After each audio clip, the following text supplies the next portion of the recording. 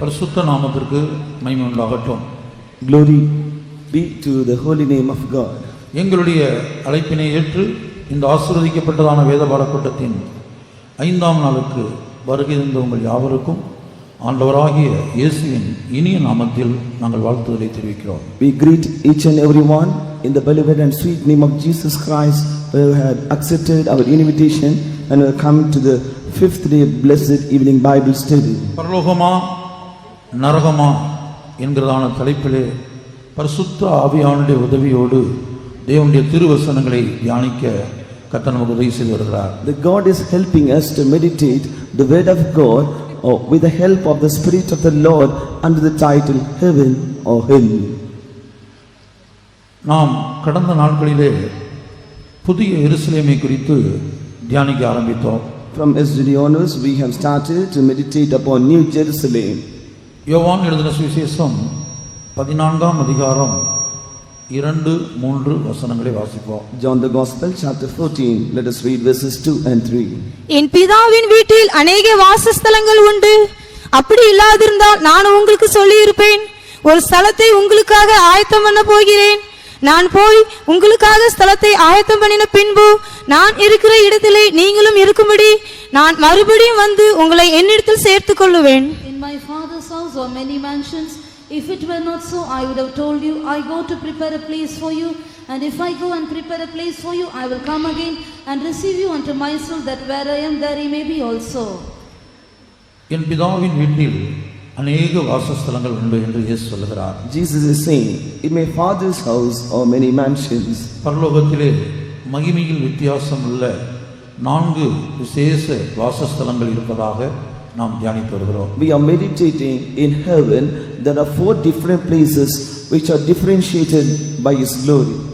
கர்த்தருடைய பரிசுத்த நாமத்திற்கு மகிமை உண்டாகட்டும். Glory be to the holy name of God. வெளிப்படுத்தின விசேஷம் 21ஆம் அதிகாரம் முதல் 2 வசனங்களில் 3 வாசஸ்தலங்களின் பெயரை நாம் பார்க்கிறோம். In the book of Revelation chapter 21, the first 2 verses we could read about 3 kinds of those habitations. புதிய பூமி என்றும் புதிய வானம் என்றும் புதிய எருசலேம் என்றும் 3 வித்தியாசமான வாசஸ்தலங்களின் பெயர் அங்கே சொல்லப்பட்டிருக்கிறது. There are 3 places which is called by New Earth, New Heaven and New Jerusalem, which are the habitations in heaven. 132ஆம் சங்கீதம் 13-14 வசனங்களிலே தேவன் சர்வ வல்லமையுள்ள தேவன் விரும்பி வாசமன்னபடியாய் தெரிந்தெடுக்கப்பட்ட சியோனை குறித்து நாம் பார்க்கிறோம். In 132 Psalm verses 13 and 14, we could see the Almighty God had chosen Zion and desired it for His habitation. கர்த்தருடைய பரிசுத்த நாமத்திற்கு மகிமை உண்டாகட்டும். Glory be to the holy name of God. புதிய பூமியிலே பிரவேசிக்க என்ன தகுதி தேவை? What qualification is required to enter into new earth? புதிய வானத்துக்கு போகிறவர்களுக்கு எப்படிப்பட்டதான தகுதிகள் தேவை?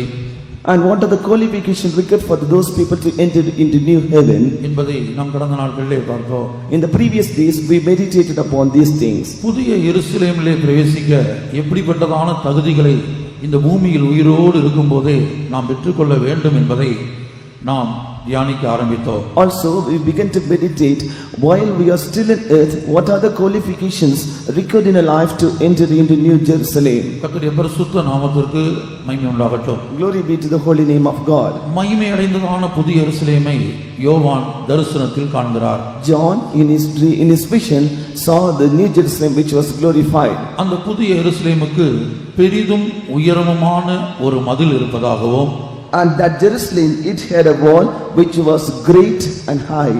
அந்த மதில் 12 அஸ்திவார கற்களின் மேல் நின்று கொண்டிருப்பதாகவும், and that wall is standing upon 12 foundation stones. அந்த மதில் வச்சிரக்கல்லால் கட்டி எழுப்பப்பட்டு வருவதாகவும், and that wall was built by jasper stone. நேற்றைய தினத்திலே நாம் பார்த்தோம். Yesterday we meditated upon these things. பெரிதும் உயரமுமான மதில், a wall which was great and high. மதில் என்பது ரட்சிப்பை காட்டுகிறது. and the wall shows salvation. எஸ்ஐயா 26:1 அதை நாம் படிக்கிறோம். Isaiah 26:1 we could read about that. பெரிதான மதில் என்று சொல்லுவது நாம் ஒவ்வொரு ரட்சிப்பையும், நாம் தேவன் நமக்கு கொடுக்கிற ஒவ்வொரு ரட்சிப்பையும் இந்த உலகத்தில் எல்லாவற்றை பார்க்கலாம் பெரிதாக எண்ண வேண்டும். And that great wall shows that each and every salvation which God is giving in our life, we should consider it to be something so great than any other thing in the world.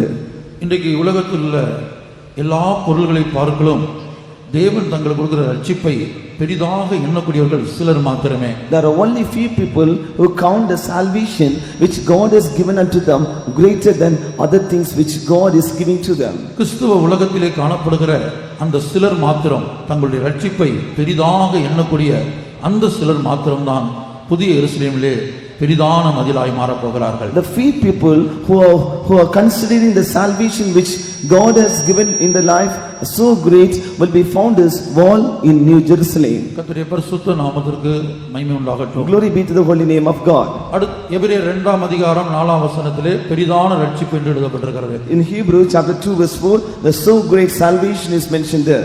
அடுத்தபடியாக அந்த மதிலுடைய உயரத்தை குறித்து நாம் பார்க்கும்போது Lastly, when we see about the height of this wall, 7 விதமான ரட்சிப்பை நாம் வேதத்திலே பார்க்கிறோம். in the Bible we could read about seven types of salvation.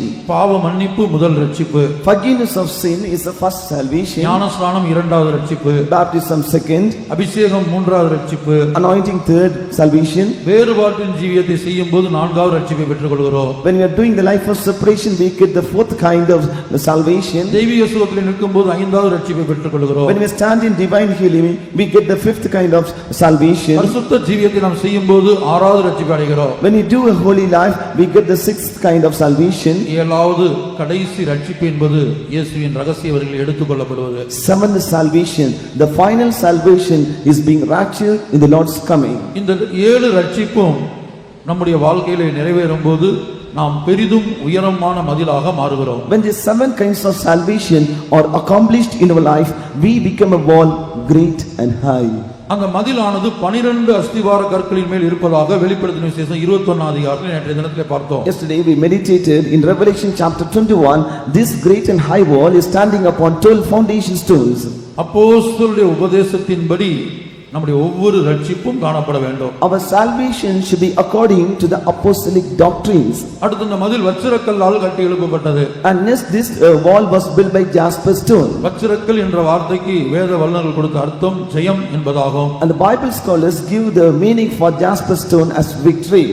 பிரதான ஆசாரியனுடைய மார்பதக்கத்திலே நப்தலி கோத்திரம் முத்திரை வெட்டாக வெட்டப்பட்டிருந்த வச்சிரக்கலிலே. And in the breastplate of the high priest, for the tribe of Naphtali, this jasper stone was embedded in his breastplate. Naphtali என்றால் போராடி மேற்கொண்டேன் என்று அர்த்தமாம். And Naphtali means he wrestled and he overcame. நாம் போராடி ஜெயம் பெறும்போது அந்த புதிய எருசலேமின் மதிலானது வச்சிரக்கல்லால் கட்டி எழுப்பப்படுகிறது. And when we wrestle and when we get victory, the wall of Jerusalem is built up by jasper stone.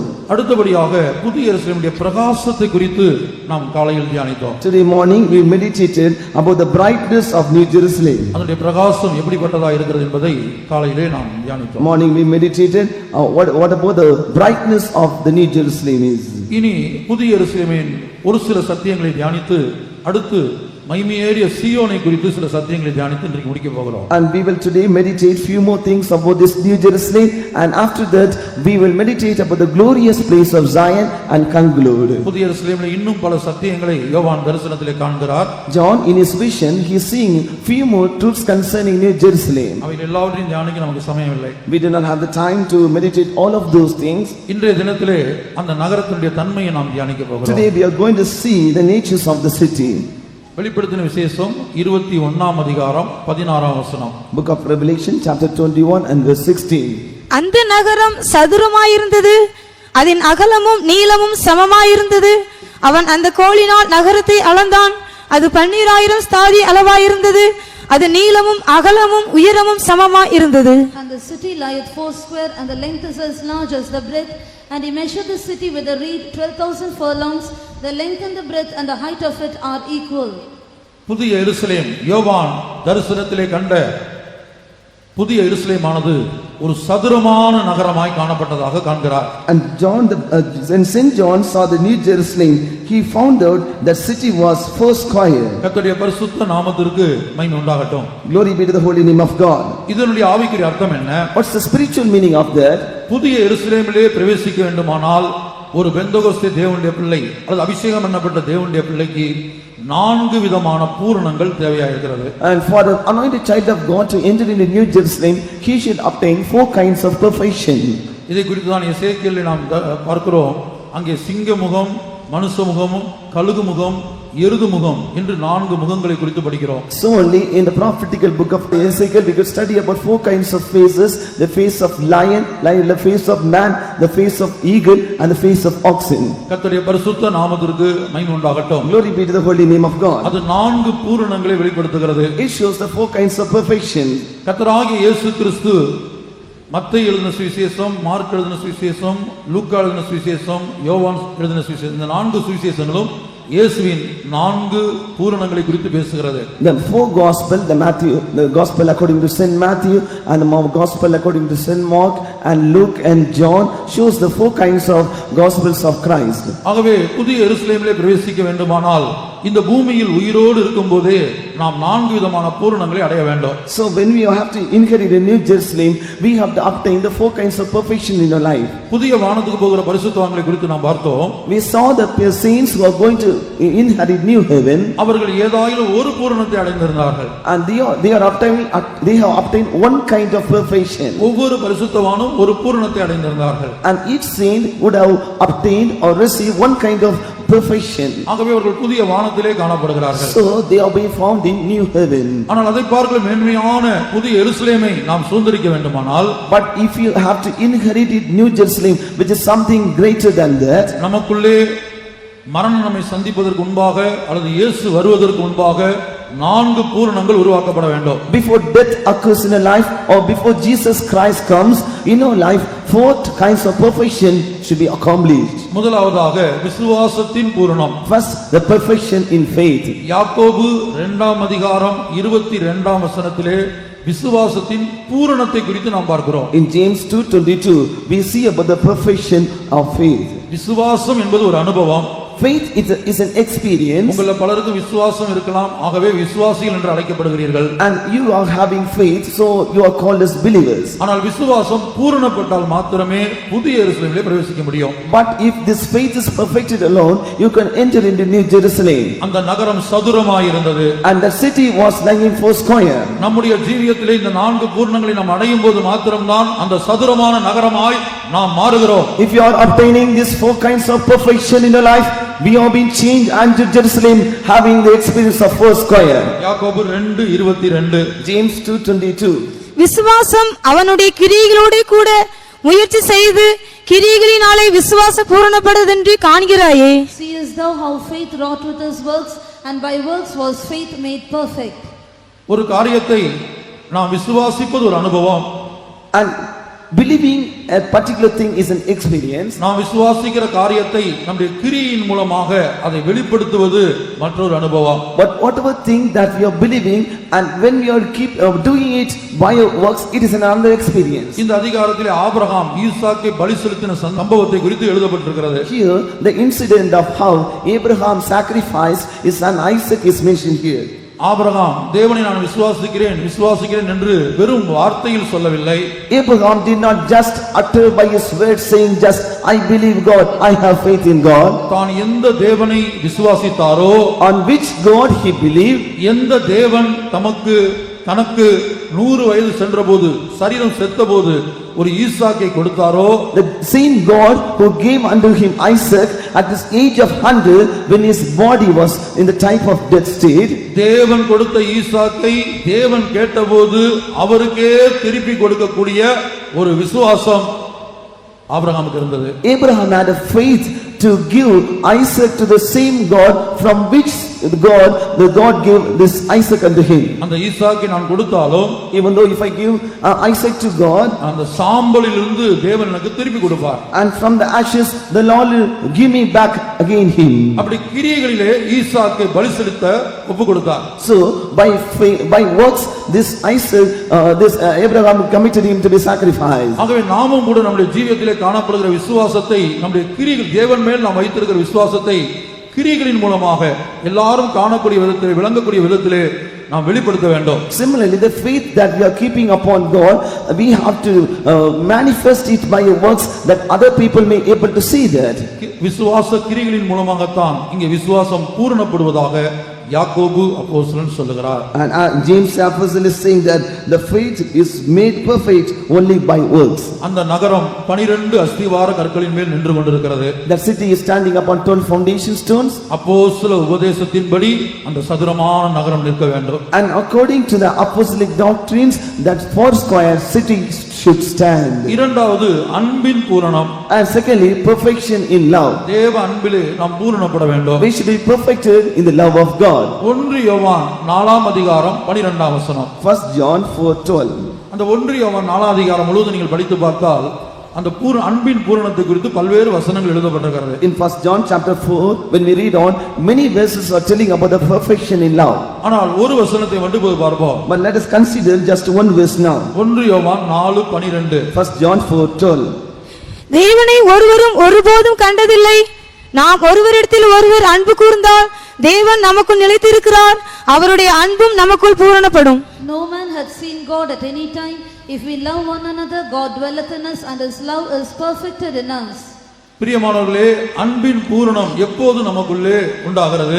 Beloved ones, when do you receive the perfection in love? நான் தேவனிடத்திலே அன்பாய் இருக்கிறேன் என்று வாயினால் சொல்லிக்கொண்டு அறிக்கை பண்ணிக்கொண்டு, and when you are saying by your mouth and confessing that I am loving God, தேவன் இந்த சத்தியத்திலே நமக்கு கொடுத்த சகோதரன் மேலோ சகோதரி மேலோ கசப்பு வைராக்கியம் பிரிவினையோடு நாம் ஜீவித்துக் கொண்டிருந்தால், but if you are living with hatred, bitterness and envy upon the brethren which God has given along with us, தேவனுடைய சுய இரத்தத்தினால் இயேசுவின் சுய இரத்தத்தினால் சம்பாதிக்கப்பட்ட இந்த சபையில் உள்ள தேவனுடைய பிள்ளைகள் மேல் வருத்தத்தோடு துக்கத்தோடு நாம் காணப்பட்டால், and if you are having grief and sorrow with the people of God who are being purchased by the own blood of precious blood of Jesus Christ, தேவனுடைய அன்பு நமக்குள்ள ஒருபோதும் பூரணப்பட முடியாது. the love of God cannot be perfected in our life. அப்ப அன்பு எப்போது பூரணப்படுகிறது? So when does love get perfected?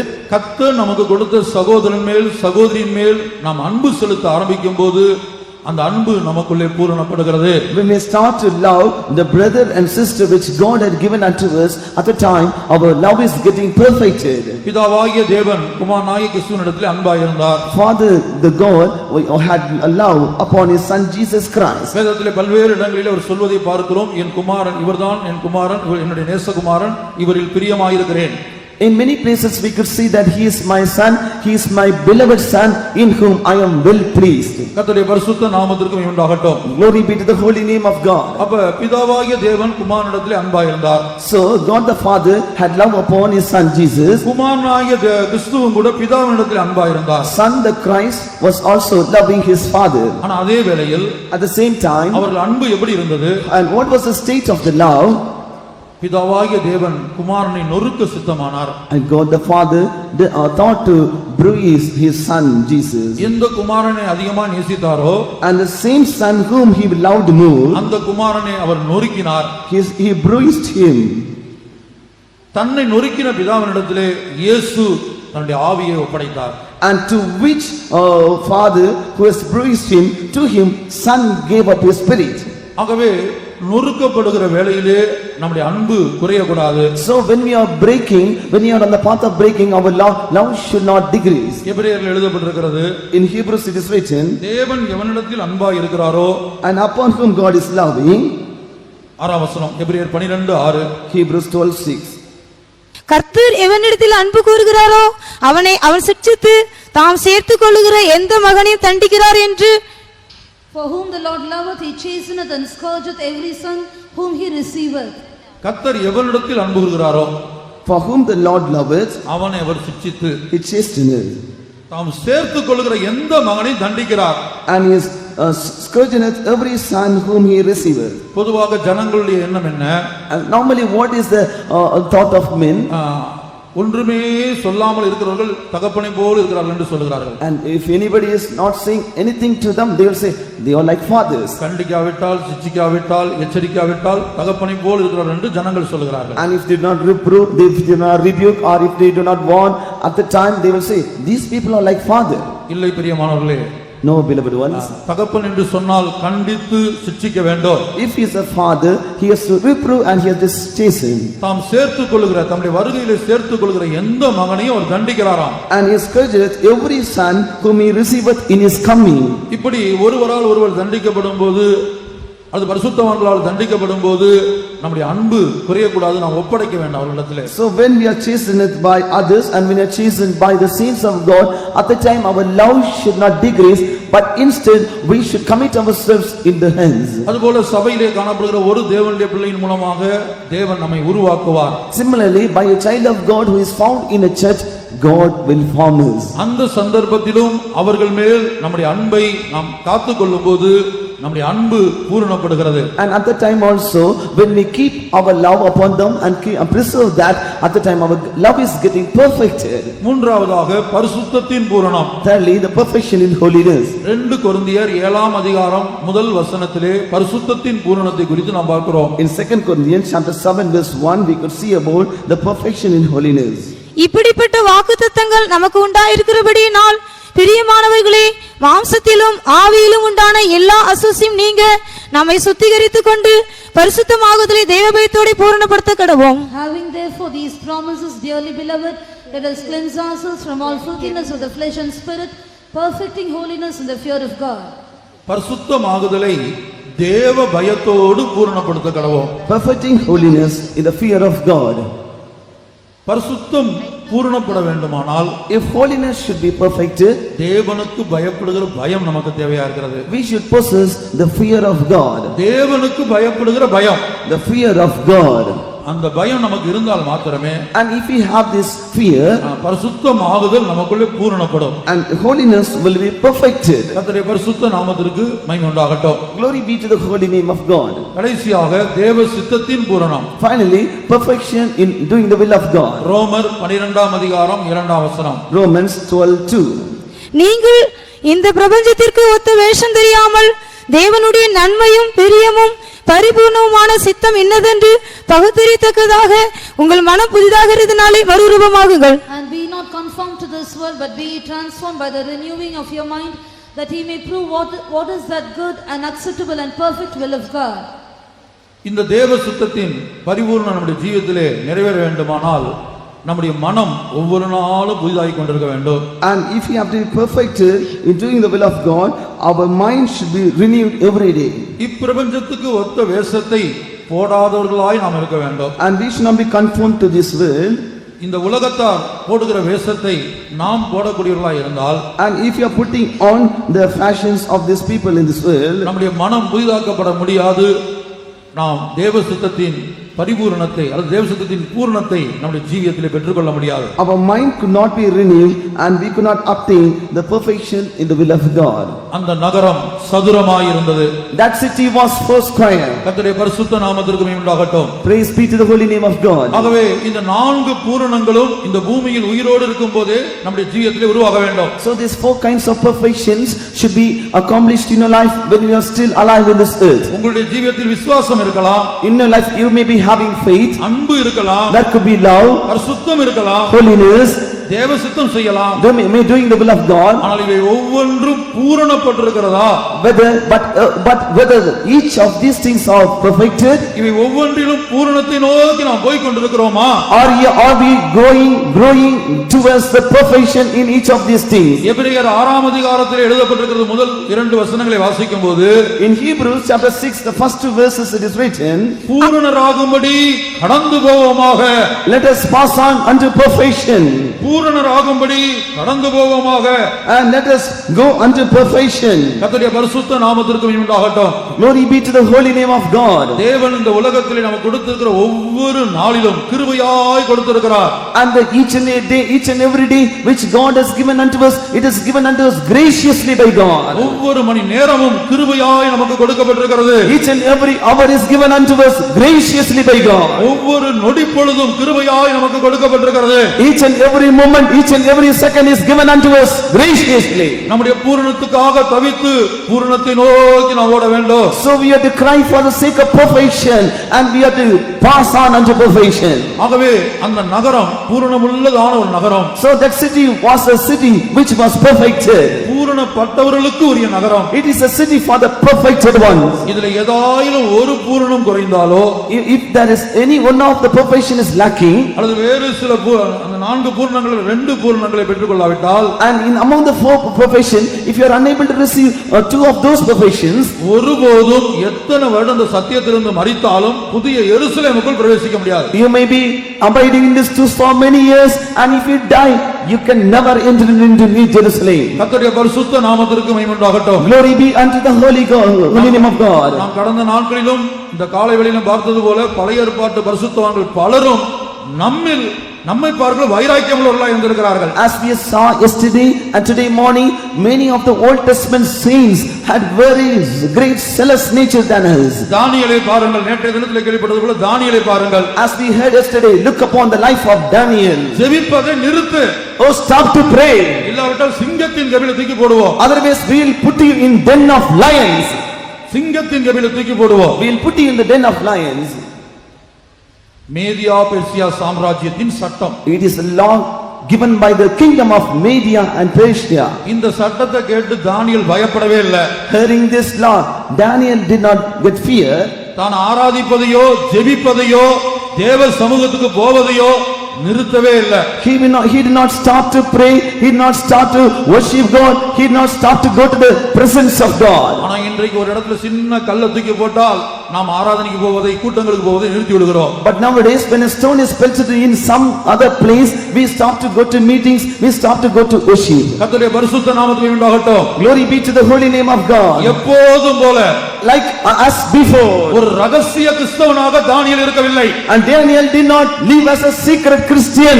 பிரச்சனை வருகிறது என்பதற்காக யாருக்கும் தெரியாமல் கதவை அடைத்துக் கொண்டு அவன் ஜெபிக்கவில்லை. As problems are coming and not that he should not be seen by others, he did not shut his door and pray in secret. யாருக்கும் தெரியாமல் ஒரு ரகசிய ஜெபம் பண்ணவில்லை. He did not do a secret prayer not knowing to others. பலகணிகள் திறந்திருக்க எப்போதும் போல அந்த ஜெபத்தை நிறுத்தாமல் இருந்தார். And as having the windows open, he prayed as before, not stopping his prayer. அப்ப அவங்க வைராக்கியம் என்ன?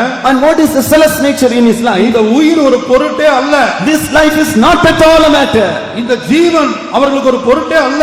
This life is not a matter to him. ஆனா நாம் ஒவ்வொருவருக்கும் இந்த ஜீவன் ஒரு பொருட்டாக இருக்கிறது. But for each and every one of us, this life is something great to us. ஆகவே தான் அங்கு பிரச்சனை இங்கு பிரச்சனை ஆராதிக்க முடியாத ஒரு சூழ்நிலை வரும்போது பயந்து ஆராதிப்பதை நிறுத்துகிறோம், ஜெபிப்பதை நிறுத்தி விடுகிறோம். So when we hear about problem here and there, we at once stop to pray, we stop to worship God. என் ஜீவன் போனாலும் பரவாயில்லை, நான் ஆராதிப்பதை, தேவனை தொழுது கொள்வதை, ஜெபிப்பதை நிறுத்த மாட்டேன் என்கிற ஜீவியம் நம்ம எத்தனை பேருக்கு இருக்கிறது? Even though if my life is gone from my life, I will not stop to pray, I will not stop to worship God, I will not stop to go to the presence of God. How many of us have this desire? ஜெபிப்பதை நிறுத்தாமல் இருந்தபடியால் சிங்கத்தின் கபில் தூக்கி போடப்பட்டார். And as he did not stop to pray, he was cast into the den of lions. அதுபோல Shadrach Meshach Abednego, Similarly, Shadrach, Meshach and Abednego, கர்த்தருக்காக 7 மடங்கு சூடாக்கப்பட்ட அக்னிக்குள்ள இறங்கி போனார்கள். for the sake of the Lord, they went into the fiery furnace which was made hot 7 times. நான் என்னையும் சேர்த்து தான் சொல்லுகிறேன். I am considering myself and saying இந்த this. பழைய ஏற்பாட்டு பரிசுத்தவான்களுடைய வைராக்கியத்தோடு அவங்க தியாக ஜீவியத்தோடு கர்த்தர் மேல் அவர்களுக்கு இந்த அந்த பக்தி வைராக்கியத்தோடு ஒப்பிடும்போது நம்ம ஒன்றுமே இல்லை பிரியமானவர்களே. Believers, when we consider the godliness, the zealous nature, the edification which they kept upon the Lord, we cannot compare with ourselves. Our life is nothing. அவர்கள் ஜீவன் அவர்களுக்கு ஒரு பொருட்டாக இல்லை. The life was not a matter to them. அவர்கள் எல்லாரும் புதிய வானத்துக்கு தான் போகிறார்கள். They all are going to new heaven. நாம் அதை பார்க்கலும் மேன்மையான புதிய எருசலேமுக்காக தேவனால் அழைத்து அபிஷேகம் பண்ணப்பட்டிருக்கிறோம். And we are being called and anointed to get a more excellent place called New Jerusalem. அவர்களை பார்க்கலும் மேன்மையான ஒரு ஜீவியத்தை இந்த உலகத்தில் நாம் செய்ய வேண்டும். We have to do a more excellent life than them in this world. இனி இந்த தேசத்தின் சட்டங்கள் மாறலாம். The laws of this country may change. இயேசு சொல்லுகிறார், Jesus is கடைசி saying, நாட்களில் என்ன சம்பவிக்கும்? in the last days what will happen? உங்களை அடித்து துன்பப்படுத்தி கொண்டு போய் சிறைச்சாலையிலே போடுவார்கள். They will beat you and smite you and cast you in prisons. அதிகாரிகளுக்கு முன்பாக கொண்டு போய் நிறுத்தப்படுவீர்கள். And you will meet to stand before the rulers. இவையெல்லாம் முடிவல்ல, இது வேதனைகளுக்கு ஆரம்பம், இதுதான் துவக்கம். These are the beginning of suffering.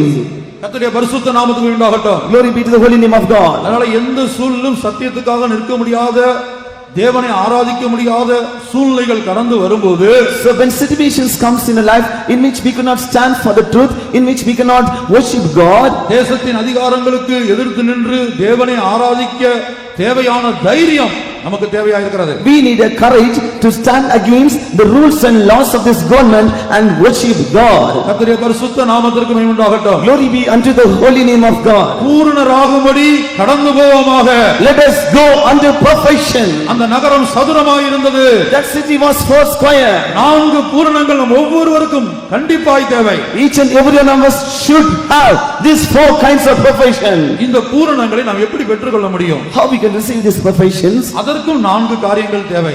For that 4 things are needed. ஒரு கிறிஸ்தவன், ஒரு அபிஷேகம் பண்ணப்பட்ட தேவனுடைய பிள்ளை கிறிஸ்துவின் அந்த பூரணத்தை பெற்றுக்கொள்ள தேவன் 4 காரியங்களை கொடுத்திருக்கிறார். A Christian, an anointed child of God, to receive these 4 kinds of perfection in his life, God had given 4 things unto him. முதல் காரியம், The first thing is, ஒரு மெல்கிசேதேக்கின் முறைமையின்படியான ஒரு ஊழியம் நமக்கு தேவை. first we need a ministry out of the order of Melchizedek. இங்கே பல்வேறு சபைகளிலிருந்து சிலர் கடந்து வந்திருக்க கூடும். Sometimes from many churches, many people are gathered here. நீங்கள் ஆராதிக்க போகிற இடங்களில் உள்ள பரிசுத்தவான்கள் மெல்கிசேதேக்கின் முறைமையின்படியான ஒரு ஆசாரிய ஊழியத்தை செய்து கொண்டிருக்கிறார்களா என்பதை நிதானியுங்கள். You have to examine and check whether the places in which you go to worship the Lord, the saints who are there, whether they are doing a ministry out of the order of Melchizedek. இந்த உலகத்தில் எத்தனையோ ஊழியங்கள் இருக்கிறது. There are diverse kinds of ministries in the world. ஆனால் சத்திய வேதத்தில் 2 ஊழியம் தான் இருக்கிறது. But in the Holy Scriptures, only 2 kinds of ministries. ஒரு ஊழியத்தினால ஜனங்களை பூரணப்படுத்த முடியவில்லை. By one kind of ministry, people were unable to be perfected. அந்த ஒரு ஊழியத்தினால ஜனங்களை பூரணப்படுத்த முடியாதபடியினால் ஆண்டவர் ஜனங்களை பூரணப்படுத்தும்படியாக வேறொரு ஊழியத்தை கொண்டு வந்தார் இயேசுவின் மூலமாக. அதுதான் மெல்கிசேதேக்கின் முறைமையின்படியான ஊழியம். As through those ministry, as people were unable to be perfected, God brought another kind of ministry through Lord Jesus Christ, which is called his ministry out of the order of Melchizedek. எபிரேயர் 7 அதிகாரம் 11 வசனத்திலே மெல்கிசேதேக்கின் முறைமையின்படியான ஊழியத்தினால் மாத்திரமே ஜனங்களை பூரணப்படுத்த முடியும் என்று எழுதப்பட்டிருக்கிறது. In Hebrews chapter 7 and verse 11, it is mentioned by the ministry of the order of Melchizedek only men could be perfected. அல்லாமலும் இஸ்ரவேல் ஜனங்கள் லேவி கோத்திர ஆசாரிய முறைமைக்குட்பட்டிருந்தல்லவோ நியாயப்பிரமாணத்தை பெற்றார்கள். அந்த ஆசாரிய முறைமையினாலே பூரணப்படுதல் உண்டாயிருக்குமானால் ஆரோனுடைய முறைமையின்படி அழைக்கப்படாமல் மெல்கிசேதேக்கினுடைய முறைமையின்படி அழைக்கப்பட்ட வேறொரு ஆசாரி எழும்ப வேண்டுவது என்ன? If therefore perfection were by the Levitical priesthood, for under it the people received the law, what further need was there that another priest should rise after the order of Melchizedek and not be called after the order of Aaron? தொடர்ந்து உள்ள அந்த அதிகாரத்தை வீட்டில் படித்து பாருங்கள். கர்த்தராகிய இயேசு கிறிஸ்து இந்த உலகத்திலே மெல்கிசேதேக்கின் முறைமையின்படியான ஒரு ஆசாரிய ஊழியத்தை செய்தார். Go to homes and read the following verses in the same chapter. We could see that Jesus Christ came to this world and he did a ministry out of the order of Melchizedek. அழியாத ஜீவனுக்குரிய வல்லமையின்படியே ஆசாரியர் ஆனார் என்று எபிரேய நிருபக்காரன் சொல்லுகிறார். And here epistle to the writer to the Hebrews is saying that by incorruptible spirit he was made as a high priest. 19 வசனத்தில் எழுதப்பட்டிருக்கிறது. In verse 19 it is being told, நியாயப்பிரமாணமானது ஒன்றையும் பூரணப்படுத்தவில்லை. for the law made nothing perfect, அதிக நன்மையான நம்பிக்கையை வருவிப்பதோ பூரணப்படுத்துகிறது. but the bringing in of a better hope did it. ஆகவே மெல்கிசேதேக்கின் முறைமையின்படியான ஒரு ஆசாரிய ஊழியம், அதன் மூலமாக மாத்திரமே நாம் பூரணப்படுகிறோம். By a ministry out of the order of Melchizedek alone we are being perfected. அந்த ஊழியத்தை குறித்து நீங்கள் விளக்கமாய் அறிந்து கொள்ள தொடர்ந்து இந்த சத்தியங்களுக்கு இந்த சபைக்கு ஆராதனைக்கு கடந்து வாருங்கள். And if you want to know more about this order of Melchizedek, continue to come and hear the truths from our church. இரண்டாவதாக ஒரு உபதேசம், அப்போஸ்தல உபதேசம் தேவையாயிருக்கிறது. Secondly, a doctrine, apostolic doctrine is required. கொலோசையர் 1 அதிகாரம் 28 வசனத்திலே நாம் படிக்கிறோம். In Colossians chapter 1 verse 28 we could read about that. தமிழ்ல கிறிஸ்து இயேசுக்குள் தேறினவனாய் நிறுத்தும்படிக்கு என்று எழுதப்பட்டிருக்கிறது. And in Tamil it is being told that we have to be made present to stand before Christ Jesus. ஆனால் மூல பாஷையிலும் ஆங்கிலத்திலும் பூரணப்படுத்தும்படிக்கு. But in English and also in original tongue, it's being written that every man should be made perfect. வேத வல்லுனர்கள் தேறின நிலவரத்துக்கும் பூரணத்துக்கும் சில வித்தியாசங்களை கொடுத்திருக்கிறார்கள். And the Bible scholars have differentiated the matters of being perfected or to be grown up. தேறின நிலவரம் என்பதை பார்க்கலாம், பூரணம் என்பது மேன்மையான விசேஷமான ஒரு அனுபவமா இருக்கிறது. Than an experience of going to a very growth stage, and about that is a state of getting perfected. அப்ப எந்த மனுஷனையும் கிறிஸ்து இயேசுவுக்குள் பூரணப்படுத்தும்படியாக ஒரு அப்போஸ்தல உபதேசம், that we may present every man perfect in Christ Jesus, an apostolic doctrine is needed. இந்த உபதேசங்களை கேட்கும்போது When we hear these doctrines, உதாரணமாக இப்ப தானியேல் போல ஒரு ஜீவன் நமக்கு இருக்கிறதா? for example, do ye have a life like unto Daniel? Shadrach Meshach Abednego போல நாம் ஜீவிக்கிறோமா? Are we living like unto Shadrach, Meshach and Abednego? இதை கேட்கும்போது நமக்கு கடினமாய் தோன்றலாம். When we are hearing this thing could be something hard unto us. இயேசு பிரசங்கித்த வேளையில் When Jesus was preaching, முதல் அப்போஸ்தலர் கர்த்தராகிய இயேசு. and the first apostle is Lord Jesus Christ. எபிரேயர் 3ஆம் அதிகாரம் 1ஆம் வசனத்திலே அதை படிக்கிறோம். In Hebrews chapter 3 verse 1 we could read about that. கர்த்தராகிய இயேசு கிறிஸ்து தான் முதல் அப்போஸ்தலன். Lord Jesus Christ is the first apostle. எபிரேயர் 3:1. Hebrews 3:1. இப்படி இருக்க பரம அழைப்புக்கு பங்குள்ளவர்களாகிய பரிசுத்த சகோதரரை நாம் அறிக்கை பண்ணுகிற அப்போஸ்தலரும் பிரதான ஆசாரியமாய் இருக்கிற கிறிஸ்து இயேசுவை கவனித்து பாருங்கள். Wherefore, holy brethren, partakers of the heavenly calling, consider the apostle and high priest of our profession, Christ Jesus. கர்த்தருடைய பரிசுத்த நாமத்திற்கு மகிமை உண்டாகட்டும். Glory be unto the holy name of God. யோவான் 6ஆம் அதிகாரத்தில் நாம் படிக்கும்போது இயேசுவுடைய உபதேசத்தை, அந்த அப்போஸ்தல உபதேசத்தை கேள்விப்பட்டபோது, And in John Gospel chapter 6, when the people heard about the doctrines of Jesus Christ, the apostolic doctrines, அநேகர் பின்வாங்கி போனார்களாம். many people they went back. ஆனா பின்வாங்கி போன ஒருவரையும் இயேசு தேடி போகவே இல்லை. But Jesus Christ did not went seeking after those people who went away. ஏனென்றால் அவர்கள் உபதேசத்தை கேட்டு பின்வாங்கி போயிருக்கிறார்கள். Because they had this doctrine and they went away. உபதேசத்தை கேட்டு பின்வாங்கி போன மனிதனை ஒன்றும் செய்ய முடியாது. And those who had this doctrine and who went away, we cannot do anything unto them. இயேசு ஆத்தும பாரத்தோடு அவர் உபதேசத்தை கேட்டு பின்வாங்கி போன ஒரு நபரையும் தேடி போகவில்லை. With the burden of soul, Jesus Christ did not went seeking after those people who had the doctrines and went away. ஆனா இயேசுவோடு காணப்பட்ட மற்ற அப்போஸ்தலர்களுக்கு ஆத்தும பாரம் இருந்தது. But the co-disciples who were with Jesus Christ, they had a burden concerning the souls. அவர்கள் இயேசுவினிடத்தில் கேட்கிறார்கள். They came and asked to Jesus. இப்படி இந்த வசனத்தெல்லாம் கேட்டு அநேகர் பின்வாங்கி போய் விட்டார்கள். Many people hearing these verses, they went away. அப்போது இயேசு சொல்கிறார், நீங்களும் போய்விட மனதாய் இருக்கிறீர்களோ? At the time Jesus asked, will you also go away? இன்னொரு சந்தர்ப்பத்தில் இயேசு பண்ண பிரசங்கத்தை கேட்டபோது, In another occasion, when people heard the message of Jesus our Christ, பண்ண பிரசங்கத்தை கேட்டு அநேகர் இடறி போனார்கள். hearing the sermon of Jesus Christ, many backslided. அப்போது சீசர்கள் வந்து சொல்றாங்க, நீர் பேசின வசனத்தை கேட்டு அவர்கள்லாம் இடறி போய்விட்டார்கள், அதை அறிவீரா? And at the time disciple asked to the Jesus Christ, hearing the verses that were spoken by you, those people were offended, don't you know about that? அதற்கு இயேசு கொடுத்த பதில் என்ன? What was the reply of Jesus? என் பரமபிதா நடாத நாற்றெல்லாம் வேரோடு பிடுங்கப்பட்டு போ. All the plants which my heavenly Father did not plant, it shall be uprooted. கர்த்தருடைய பரிசுத்த நாமத்திற்கு மகிமை உண்டாகட்டும். Glory be unto the holy name of God. ஆகவே அப்போஸ்தல உபதேசம் ஒரு மனிதனை பூரணப்படுத்தக்கூடியது.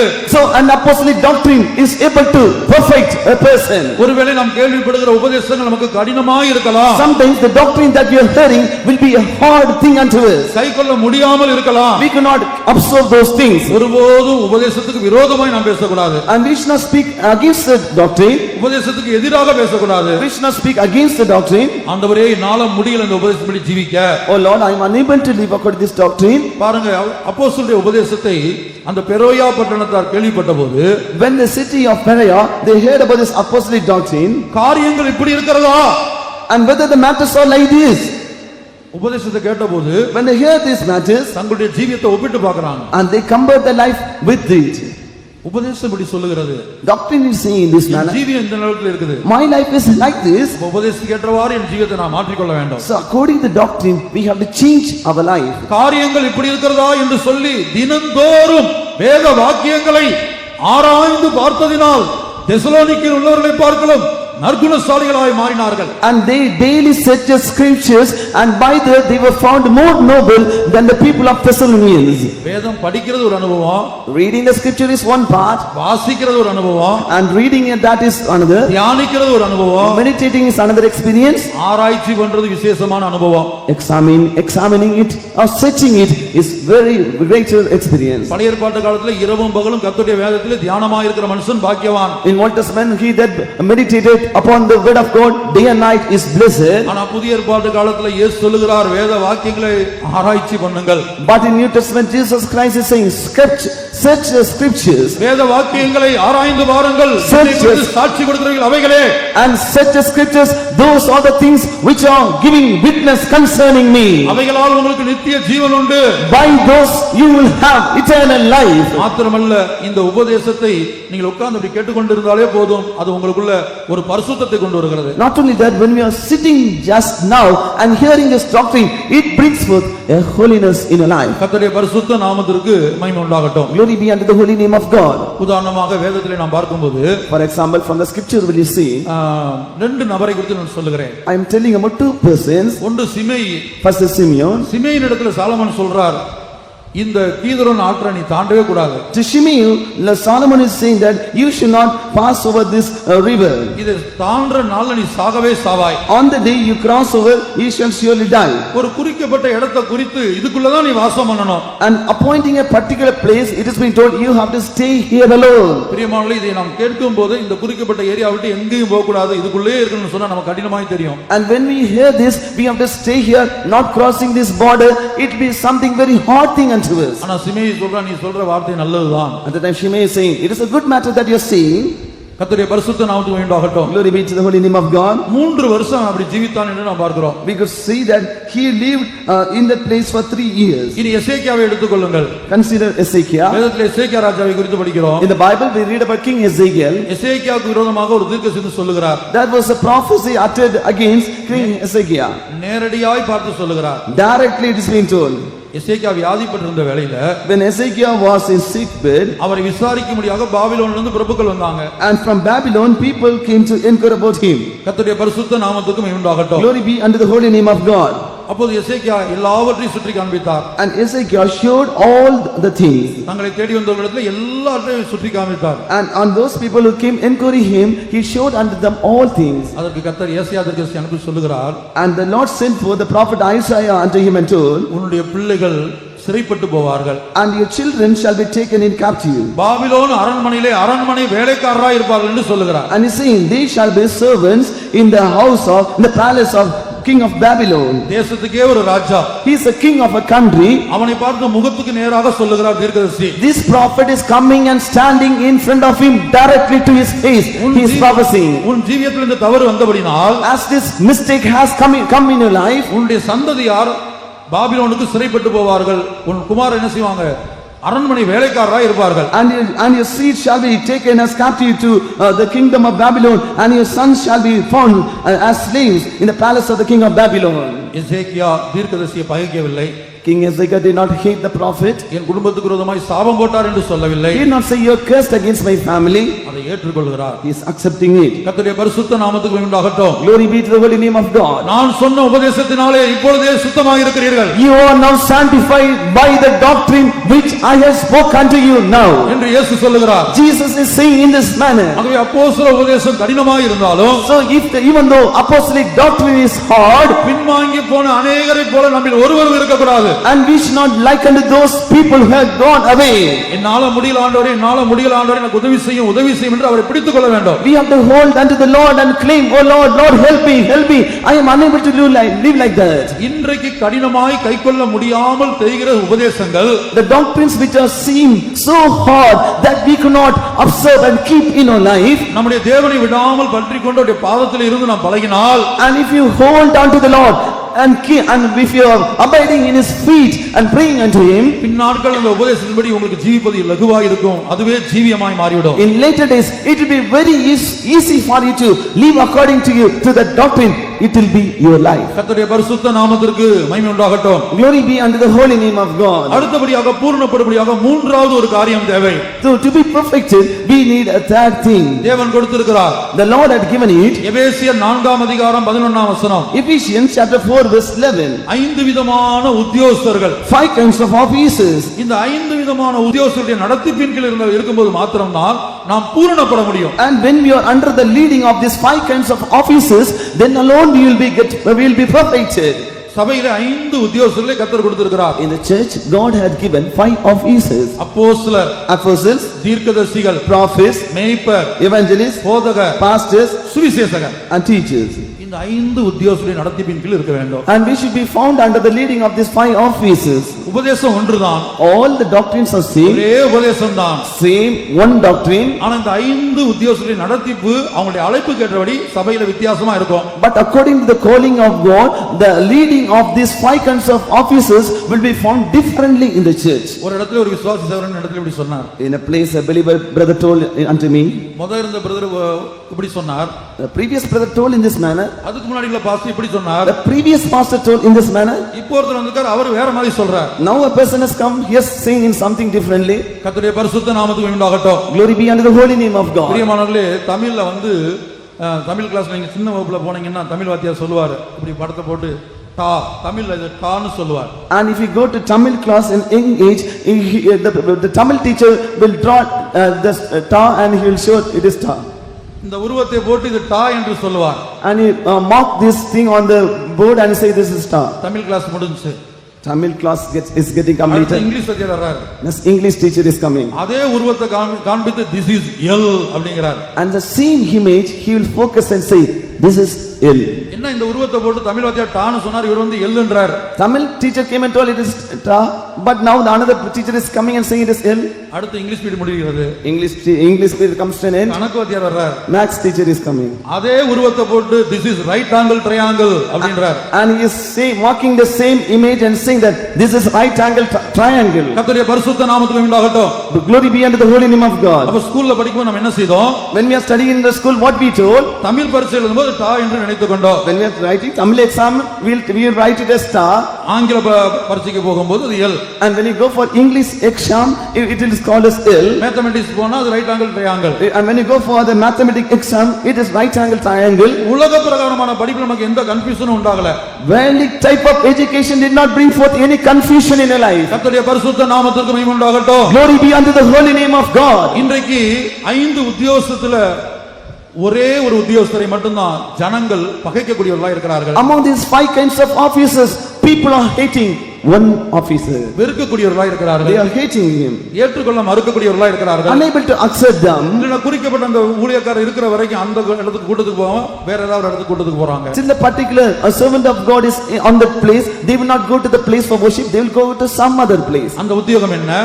What is that officer? தீர்க்கதரிசியுடைய உத்தியோகம். That is the work of a prophet. இயேசு சொல்லுகிறார், Jesus is saying, எருசலேமே எருசலேமே, O Jerusalem, Jerusalem, தீர்க்கதரிசிகளை கொலை செய்து உன்னிடத்தில் அனுப்பப்பட்டவர்களை கல்லெறிகிறவளே, oh, who is murdering the prophets which has been sent unto you, and who is throwing stones upon them. ஜனங்கள் யாரை கொலை செய்தார்கள்? And the people murdered whom? தீர்க்கதரிசிகளை கொலை செய்தார்கள். They killed the prophets. அப்ப தீர்க்கதரிசிகளை ஏன் கொலை செய்ய வேண்டும்? Why they have to kill the prophets? அவங்களுடைய உத்தியோகம் என்ன? What is the duty? இந்த 5 உத்தியோகத்துல தீர்க்கதரிசியுடைய உத்தியோகம் என்ன? What is the duty of these 5 kinds of officers? Among them one is the prophet. What is the duty? ஓசியா 6ஆம் அதிகாரத்தில் எழுதப்பட்டிருக்கிறது. In Hosea chapter 6 it is mentioned. அங்கே கர்த்தர் சொல்லுகிறார், The Lord is saying that, எப்ராயிமே நான் உனக்கு என்ன செய்வேன்? Oh Ephraim, what will I do unto you? யூதாவே உனக்கு நான் என்ன செய்வேன்? Oh Judah, what shall I do unto thee? உங்கள் பக்தி காலையில் காணும் மேகத்தைப் போலவும் விடியற்காலையில் தோன்றும் பனியைப் போலவும் ஒளிந்து போகிறது. For your goodness is as a morning cloud, and as the early dew it goeth away. ஆகையால், Therefore, 5வது வசனம் சொல்றார், in the 5th verse you see, ஆகையால் therefore தீர்க்கதரிசிகளை கொண்டு வெட்டினேன், have I hewed them by the prophets, என் வாயுமொழிகளை கொண்டு அதம் பண்ணினேன். I have slain them by the words of my mouth. வாசிப்போம் ஓசியா 6ஆம் அதிகாரம் 4-5 வசனங்கள். Hosea chapter 6 verses 4 and 5. எப்ராயிமே உனக்கு என்ன செய்வேன்? யூதாவே உனக்கு என்ன செய்வேன்? உங்கள் பக்தி காலையில் காணும் மேகத்தைப் போலவும் விடியற்காலையில் தோன்றும் பனியைப் போலவும் ஒளிந்து போகிறது. ஆகையால் தீர்க்கதரிசிகளை கொண்டு அவர்களை வெட்டினேன், என் வாய் மொழிகளை கொண்டு அவர்களை அதம் பண்ணினேன். உன்மேல் வரும் தண்டனைகள் வெளிச்சத்தைப் போல் வெளிப்படும். O Ephraim, what shall I do unto thee? O Judah, what shall I do unto thee? For your goodness is as a morning cloud, and as the early dew it goeth away. Therefore have I healed them by the prophets, I have slain them by the words of my mouth, and their judgments are as the light that goeth forth. கர்த்தருடைய பரிசுத்த நாமத்துக்கு உண்டாகட்டும். Glory be unto the holy name of God. ஆகவே இந்த தீர்க்கதரிசியுடைய வேலை என்பது வெட்டக்கூடிய ஒரு வேலை. So the duty of this prophet is to cut or hew the people. இப்போ எசேக்கியாவுடைய வாழ்க்கைக்கு நாம் திரும்புவோம். Let us stand to the life of King Ezekiel. எசேக்கியா வீட்ல ஒரு விருந்தினர் வந்தாங்க. And in the house of Ezekiel, guest people came. வியாதிப்பட்டிருந்தவங்க வந்தாங்க. During a time of his sickness they came. தீர்க்கதரிசி போய் கேக்குறார். The prophet is coming and asking unto him, உங்க வீட்டுக்கு வந்தது யார்? who came to your house? உங்க வீட்டுக்கு வந்தது யார்? Who came to your house? உடனே எசேக்கியா தாழ்மையோடு பதில் சொல்லுகிறார். With humility Ezekiel is saying unto him. அடுத்த கேள்வி இருக்கிறார். And next he is asking, நீங்க என்ன பேசுனீங்க? what did you speak with them? அடுத்தவங்க என்னத்தை பார்த்தாங்க? And after that what did they see? இப்படி ஒரு மனிதனுடைய தனிப்பட்ட ஜீவியத்தை கரெக்ட் பண்ணக்கூடிய விதத்துல, கேள்வி எடுக்கக்கூடிய விதத்துல அவருடைய ஊழியம் காணப்பட்டது. So the ministry was formed in a manner in which they were able to question the life, the personal life of the person and to inquire about that. நீங்க வேதத்துல இன்னும் பல்வேறு ராஜாக்களுடைய ஜீவியத்திலே தீர்க்கதரிசிகள் போய் இடைப்பட்ட காரியத்தை நீங்கள் வேதத்திலே ஆராய்ந்து பாருங்கள். When you examine from the Bible, you could see about various prophets who went to various kings and inquired them. ஏசாயா 39ஆம் அதிகாரம் 3ஆம் வசனம். Isaiah chapter 39 and verse 3.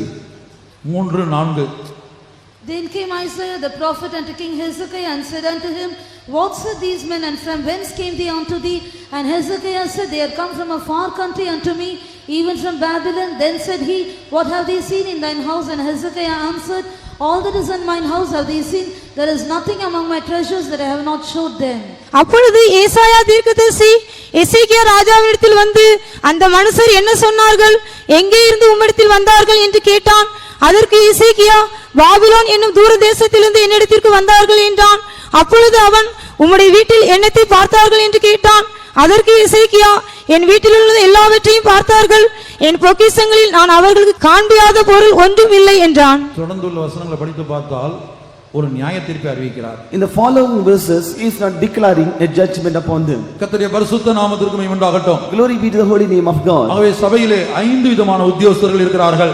So in the church there are 5 kinds of officers. இந்த 5 பேருடைய நடத்திப்பின் கீழும் நாம் கடந்து போக வேண்டும். We have to go under the leading of these 5 officers. அவர்களிடத்தில் நாம் ஒப்படைக்க வேண்டும். We have to subject unto them. ஆகவே தான் நம்முடைய சபையிலே வேற எங்கும் இல்லாத அளவுக்கு இந்த மாற்றங்கள், ஒரு ஊழியக்காரர் மாறி போய் மற்றொரு ஊழியக்காரர் வருகிறார். So only in our churches we have many kinds of transfers by which one servant of God is getting transferred and another servant of God is coming to his place. இந்த உத்தியோகஸ்தர்களை தேவன் வரிசைப்படுத்துகிறார்.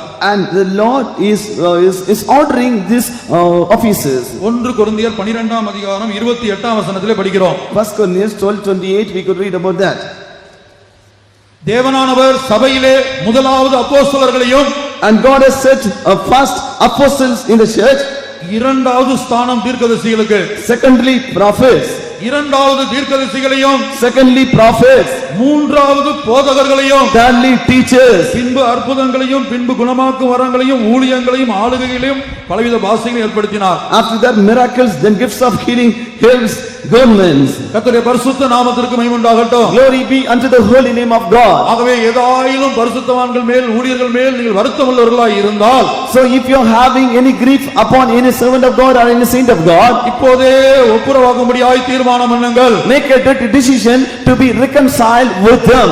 தேவன் பரிசுத்தவான்களுக்கு ஒரு அதிகாரத்தை கொடுத்திருக்கிறார். God has given a power to do these sins. பூமியிலே நீங்கள் எதை கட்டுகிறீர்களோ அது பரலோகத்திலே கட்டப்பட்டிருக்கும். Those things that you are building in earth, it shall be built in heaven.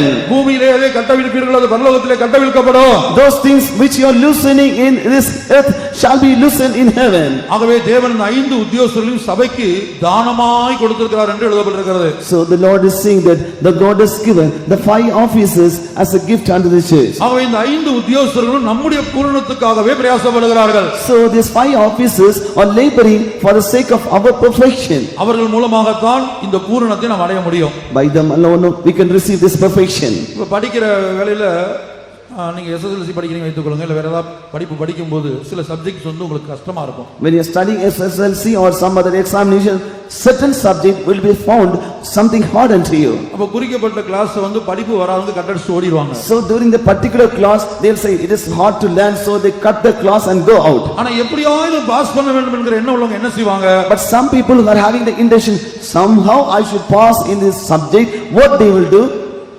இங்கே கூட ஒரு குடும்பம் வந்து என்னை சந்தித்தார்கள். Today here also a family came and met me. அப்ப நான் கேட்டேன், என் பிள்ளைங்க டியூஷன் போறாங்களான்னு கேட்டேன். I asked whether your children are going for tuition.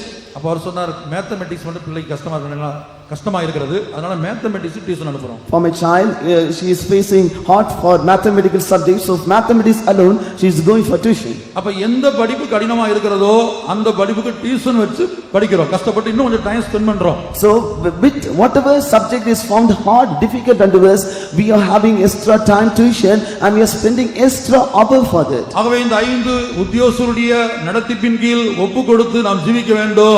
So we have a subject under the leading of these 5 kinds of offices. கர்த்தருடைய பரிசுத்த நாமத்துக்கு உண்டாகட்டும். Glory be unto the holy name of God. நம்மை பூரணப்படுத்தும்படியாக தேவன் வைத்த 3வது வழிதான் இந்த 5 உத்தியோகஸ்தர்கள் மூலமாக பூரணப்படுத்துகிறார். And to be perfected in our life, the Lord has kept the third method, that is by these 5 offices God is making us to be perfected. 4வதாக கடைசியாக Finally, fourthly, நம்மை பூரணப்படுத்தும்படியாக that we may be perfected. எபிரேயர் 10ஆம் அதிகாரம் 14ஆம் வசனம். Hebrews 10:14. ஏனெனில் பரிசுத்தமாக்கப்படுகிறவர்களை ஒரே பலியினாலே இவர் என்றென்றைக்கு பூர்ணப்படுத்தி இருக்கிறார். For by one offering he hath perfected forever them that are sanctified. பரிசுத்தமாக்கப்படுகிறவர்களை ஒரே பலியினாலே என்றென்றைக்கும் பூரணப்படுத்தி இருக்கிறார். For by one offering he hath perfected forever them that are sanctified. இன்றைக்கு நம்முடைய பாவங்கள் மன்னிக்கப்படும்படியாய், சுத்திகரிக்கப்படும்படியாய், பரிசுத்தமாக்கப்படும்படியாய் மாத்திரமல்ல, இயேசுவுடைய பலியை, அந்த கல்வாரி சிலுவிலே அவர் பலியானதை நாம் தியானிப்பது அந்த அனுபவத்துக்காக மாத்திரமல்ல.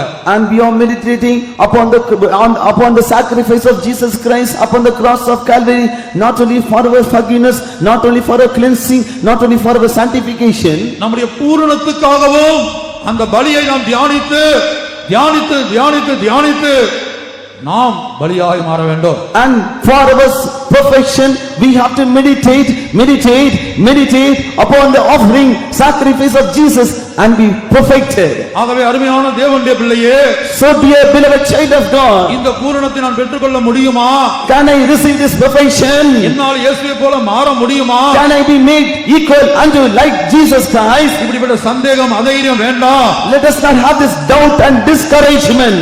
நம்மை பூரணப்படுத்தும்படியாக நம்முடைய இயேசு பலியாய் மாறினார். To be perfected in our life, Jesus Christ was made as a sacrifice. Our பூரணப்படுத்தி இருக்கிறாராம். And he has perfected. அதை நாம் தேவ சமூகத்தில் இருந்து அவருடைய பலியை தியானித்து அவருடைய மரணத்தை தியானித்து அதை சுதந்திரமாய் மாற்றிக்கொள்ள வேண்டும். So we have to wait in the God's presence, we have to meditate that, and we have to think upon that, and we have to inherit that perfection of God. கர்த்தருடைய பரிசுத்த நாமத்திற்கு மகிமை உண்டாகட்டும். Glory be unto the holy name of God. ஆகவே இந்த புதிய எருசலேம் நகரம் சதுரமாய் காணப்பட்டது. The city of New Jerusalem is lying four square. அது 12 அஸ்திபாரங்களின் மேல் நின்று கொண்டிருக்கிறது. It is standing upon 12 foundation stones. கர்த்தருடைய பரிசுத்த நாமத்திற்கு மகிமை உண்டாகட்டும். Glory be unto the holy name of God. அடுத்து இந்த புதிய எருசலேமிலே 12 வாசல்கள் காணப்பட்டது. There are 12 gates in New Jerusalem. அந்த வாசல்கள் ஒவ்வொன்றும் முத்தாய் இருந்தது என்று நாம் படிக்கிறோம். And we are able to see that each gate was a pearl. ஒவ்வொன்று முத்தாய் இருந்தது. Each gate was a pearl. 12 வாசல்களுக்கு 12 ஆவிக்குரிய அர்த்தங்களுக்கு சமயம் இல்லை எனக்கு சொல்வதற்கு. There are 12 gates and there are 12 meanings for that. We have no time to tell about those things. ஆனா ஒவ்வொரு வாசலும் ஒரு முத்தாய் இருந்தது. And each gate was of one pearl. ஆகவே புதிய எருசலேமின் வாசல்களாய் நாம் மாற வேண்டுமானால், If you want to be turned as the gate of New Jerusalem, நம்முடைய ஜீவியத்தில் இந்த முத்தின் அனுபவம், முத்தின் சுபாவம் நமக்கு தேவை. we should have the nature and the experience of a pearl. அந்த முத்தின் அனுபவம் நமக்கு தேவை. We need an experience of a pearl. இப்ப உதாரணமாக ஒரு வியாபாரி முத்தை அவன் சுதந்தரிக்கும்படியாக என்ன செய்கிறான்? A merchant to receive a pearl, what he is doing? இயேசு சொல்லுகிறார், Jesus is saying, ஒரு விலை உயர்ந்த முத்தை அவன் சுதந்தரிக்கும்படியாக பெற்றுக்கொள்ளும்படியாக தனக்கு உண்டான எல்லாவற்றையும் விற்று அதை வாங்குகிறானாம். To purchase, to receive a precious pearl, he is selling all those things that is having and is buying that. கர்த்தருடைய பிள்ளையே, புதிய எருசலேமின் வாசல்களாய் நீ மாற வேண்டுமானால், Oh dear child of God, if you want to be turned as a gates of New Jerusalem, அந்த 12 வாசல்களின் விசேஷம் உன் ஜீவியத்திலே உருவாக வேண்டுமானால், if the specialities of the 12 gates should be formed in your life, அந்த வாசல்கள் ஒவ்வொன்றும் முத்து என்று யோவான் தரிசனத்திலே காண்கிறார். வெளிப்படுத்தல் 24 அதிகாரத்திலே படிக்கிறோம். Revelation chapter 21 we could read, Saint John is seeing in a vision, each gate was a pearl. கர்த்தருடைய பரிசுத்த நாமத்திற்கு மகிமை உண்டாகட்டும். Glory be unto the holy name of God. 21ஆம் வசனத்திலே படிக்கிறோம். In verse 21 we could read about that. 12 வாசல்களும் 12 முத்துக்களாய் இருந்தன. And the 12 gates were 12 pearls. ஒவ்வொரு வாசலும் ஒவ்வொரு முத்தாய் இருந்தது. Every several gate was of one pearl. இந்த 12 வாசலுக்கு 12 சுபாவங்களை காட்டுகிறது. These 12 gates are showing 12 characters. இந்த ஒவ்வொரு சுபாவத்தையும் நாம் அடைவதற்கு, To inherit each of these 12 characters, இந்த உலகத்துள்ள எல்லாவற்றை பார்க்கலும் அதை நாம் பெரிதாக எண்ண வேண்டும். இந்த சுபாவத்தை நாம் பெரிதாக எண்ண வேண்டும். then all the things of this world we have to consider that pearl, that character as greatest thing. அப்போதான் நாம் முத்தாய் மாறுகிறோம். Then only we will be turned as a pearl. விசுவாசிகளுக்கு ஒரு பிரதிஷ்டையை சொல்லி இருக்கிறார். And about the consecration of the believers, Jesus Christ has told, மத்தேயு 10:37 வாசிக்கிறோம். Matthew 10:37 Jesus is saying, தகப்பனையாவது தாயாவது என்னிலும் அதிகமாய் நேசிக்கிறவன் எனக்கு பாத்திரன் அல்ல. he that loveth his father and mother more than me is not worthy of my. மகனையாவது மகளையாவது என்னிலும் அதிகமாய் நேசிக்கிறவன் எனக்கு பாத்திரன் அல்ல. he that loveth his son or daughter more than me is not worthy of me. அப்ப இந்த உலகத்துள்ள எந்த உறவையும், பணமோ பொருளோ வேலையோ ஸ்தானமோ பட்டமோ அல்லது பிள்ளைகளோ குடும்பத்தில் உறவுகளோ இவை எல்லாவற்றை பார்க்கலாம் தேவனை அதிகமாய் நேசிக்க வேண்டும். Then all the relationship, then all the things of the world, then all the money, all the positions, all the fame and name, above all those things we have to love God. இவைகளெல்லாம் நீங்க நேசிக்கலாம். And you may be loving all these things. ஒரு தகப்பன் மகனை நேசிக்கலாம், மகன் தகப்பனை நேசிக்கலாம். Father may love his child, son, and son may love his father. தேவனை காட்டிலும் அதிகமாக நேசிக்க போக கூடாது. But he should not love him more than his God. கர்த்தருடைய பரிசுத்த நாமத்துக்கு மகிமை உண்டாகட்டும். Glory be unto the holy name of God. அவன் அந்த முத்தை பெற்றுக்கொள்ளும்படியாக தனக்கு உண்டான எல்லாவற்றையும் விற்று அந்த முத்தை அவன் பெற்றுக்கொள்கிறான். To receive this pearl, he is selling all those things that is having and is getting that pearl. ஆகவே இந்த புதிய எருசலேமிலே காணப்படுகிற ஒவ்வொரு காரியங்களும் ஆவிக்குரிய பிரகாரமாக நம்முடைய ஜீவிதத்தில் நிறைவேற வேண்டும். So all these things which have been found in New Jerusalem, spiritually it should be fulfilled in our life. இனி தேவன் விரும்பி என்றென்றைக்கும் தங்கும்படியான மகிமையேறிய வாசஸ்தலம் சீயோனை குறித்து நான் சொல்லுகிறேன். Now I am going to tell about Zion, the glorious city of the Lord, in which God is desiring and choosing it to be his habitation. அந்த சராசரங்களையும் படைத்த தேவன், God who created the complete universe, ஒரு குறிக்கப்பட்ட இடத்தை விரும்பி, மலையாளத்தில் இச்சித்து என்று எழுதப்பட்டிருக்கிறது, விரும்பி தெரிந்தெடுப்பார் என்று சொன்னால் அந்த இடத்துடைய மேன்மையை நீங்கள் யோசித்து பாருங்கள். and the God has decided, in Malayalam it is been told, God is lusting it and he has chosen it as his habitation. See the greatness, speciality of this place. 132ஆம் சங்கீதம் 13-14 வசனங்கள். Psalms 132 verses 13 and 14. இனி சொல்ல போகிற சத்தியங்களை அருமையான வாலிப சகோதர சகோதரிகள் தயவு செய்து கவனிக்கும்படியாக நான் கேட்கிறேன். I request all the young brothers and young sisters to listen to the truth which I am going to proclaim it right now. இன்றைக்கு ஒவ்வொரு பெற்றோரும் கர்த்தர் தங்களுக்கு கிருபையாய் கொடுத்த பிள்ளைகளை இந்த உலகத்திலே ஒரு ஸ்தானத்துக்கு கொண்டு வரும்படியாக இரவு பகலும் பிரயாசப்பட்டு கொண்டிருக்கிறார்கள். Nowadays the parents are laboring day and night to bring up the children which God has given to them, to bring them to a high position in this world. அழிந்து போகிறதான உலகம், in this corruptible world, அக்கினிக்கிரையாக வைக்கப்பட்ட உலகம், the world that is got to be destroyed by fire. ஒரு இடத்திலே நான் convention பிரசங்கம் போயிருந்தபோது, one place when I went to a conduct convention, ஒரு வாலிப சகோதரி இன்ஜினியரிங் காலேஜில் முடித்து எப்படியாவது யூகேல போய் செட்டில் ஆகுங்கிற வைராக்கியத்தோடு கடந்து வந்தார்கள். கேரளால ஒரு இடத்துல and young sister after completing her engineering degree, she somehow want to be go to UK, came to me. சின்ன குழந்தையில இருந்து உங்களுக்கு அப்படி ஆசையா யூகேல போய் செட்டில் ஆகணும். From a small age she had a desire, somehow I should go to UK. நல்ல மார்க் எடுத்து படித்து அந்த விசா கூடிய processing நடந்து கொண்டிருக்கிறது. And she has got good marks and scored high levels of the mark and the visa is now on progress. ஆனால் சீயோனை குறித்த சத்தியம் அன்றைக்கு கேள்விப்பட்டபோது, when she heard about the truth of Zion, அப்ப உலகத்துல ஒரு உன்னதமான இடத்துக்கு லண்டன்ல இப்ப உலகத்துல லண்டனோ ஜப்பானோ இல்ல வேற எங்க போய் இருந்தாலும் in a world, in a renowned place like in London or Japan or any other place if you go and dwell, அங்கெல்லாம் அக்னிக்கிரியாக வைக்கப்பட்டிருக்கிறது. all those places are kept to be destroyed by fire. நான் சிறுபிள்ளையா இருக்கும்போது When I was a small child, அந்த ஊர்ல இருக்கிறவங்க எல்லாம் குவைத்துக்கு போகணும்னு ஆசைப்படுவாங்க. and all those people want to Kuwait. அநேகர் குவைத்துல இருக்கிறாங்க. Many are in Kuwait. ஏன்னா சம்பளம் வந்து அரபு நாடுகள் எல்லா நாடுகளை காட்டிலும் குவைத்துல அதிகம். Because then all the Arab countries in Kuwait, the salary was so high. இப்போ எனக்கு எப்படின்னு தெரியல.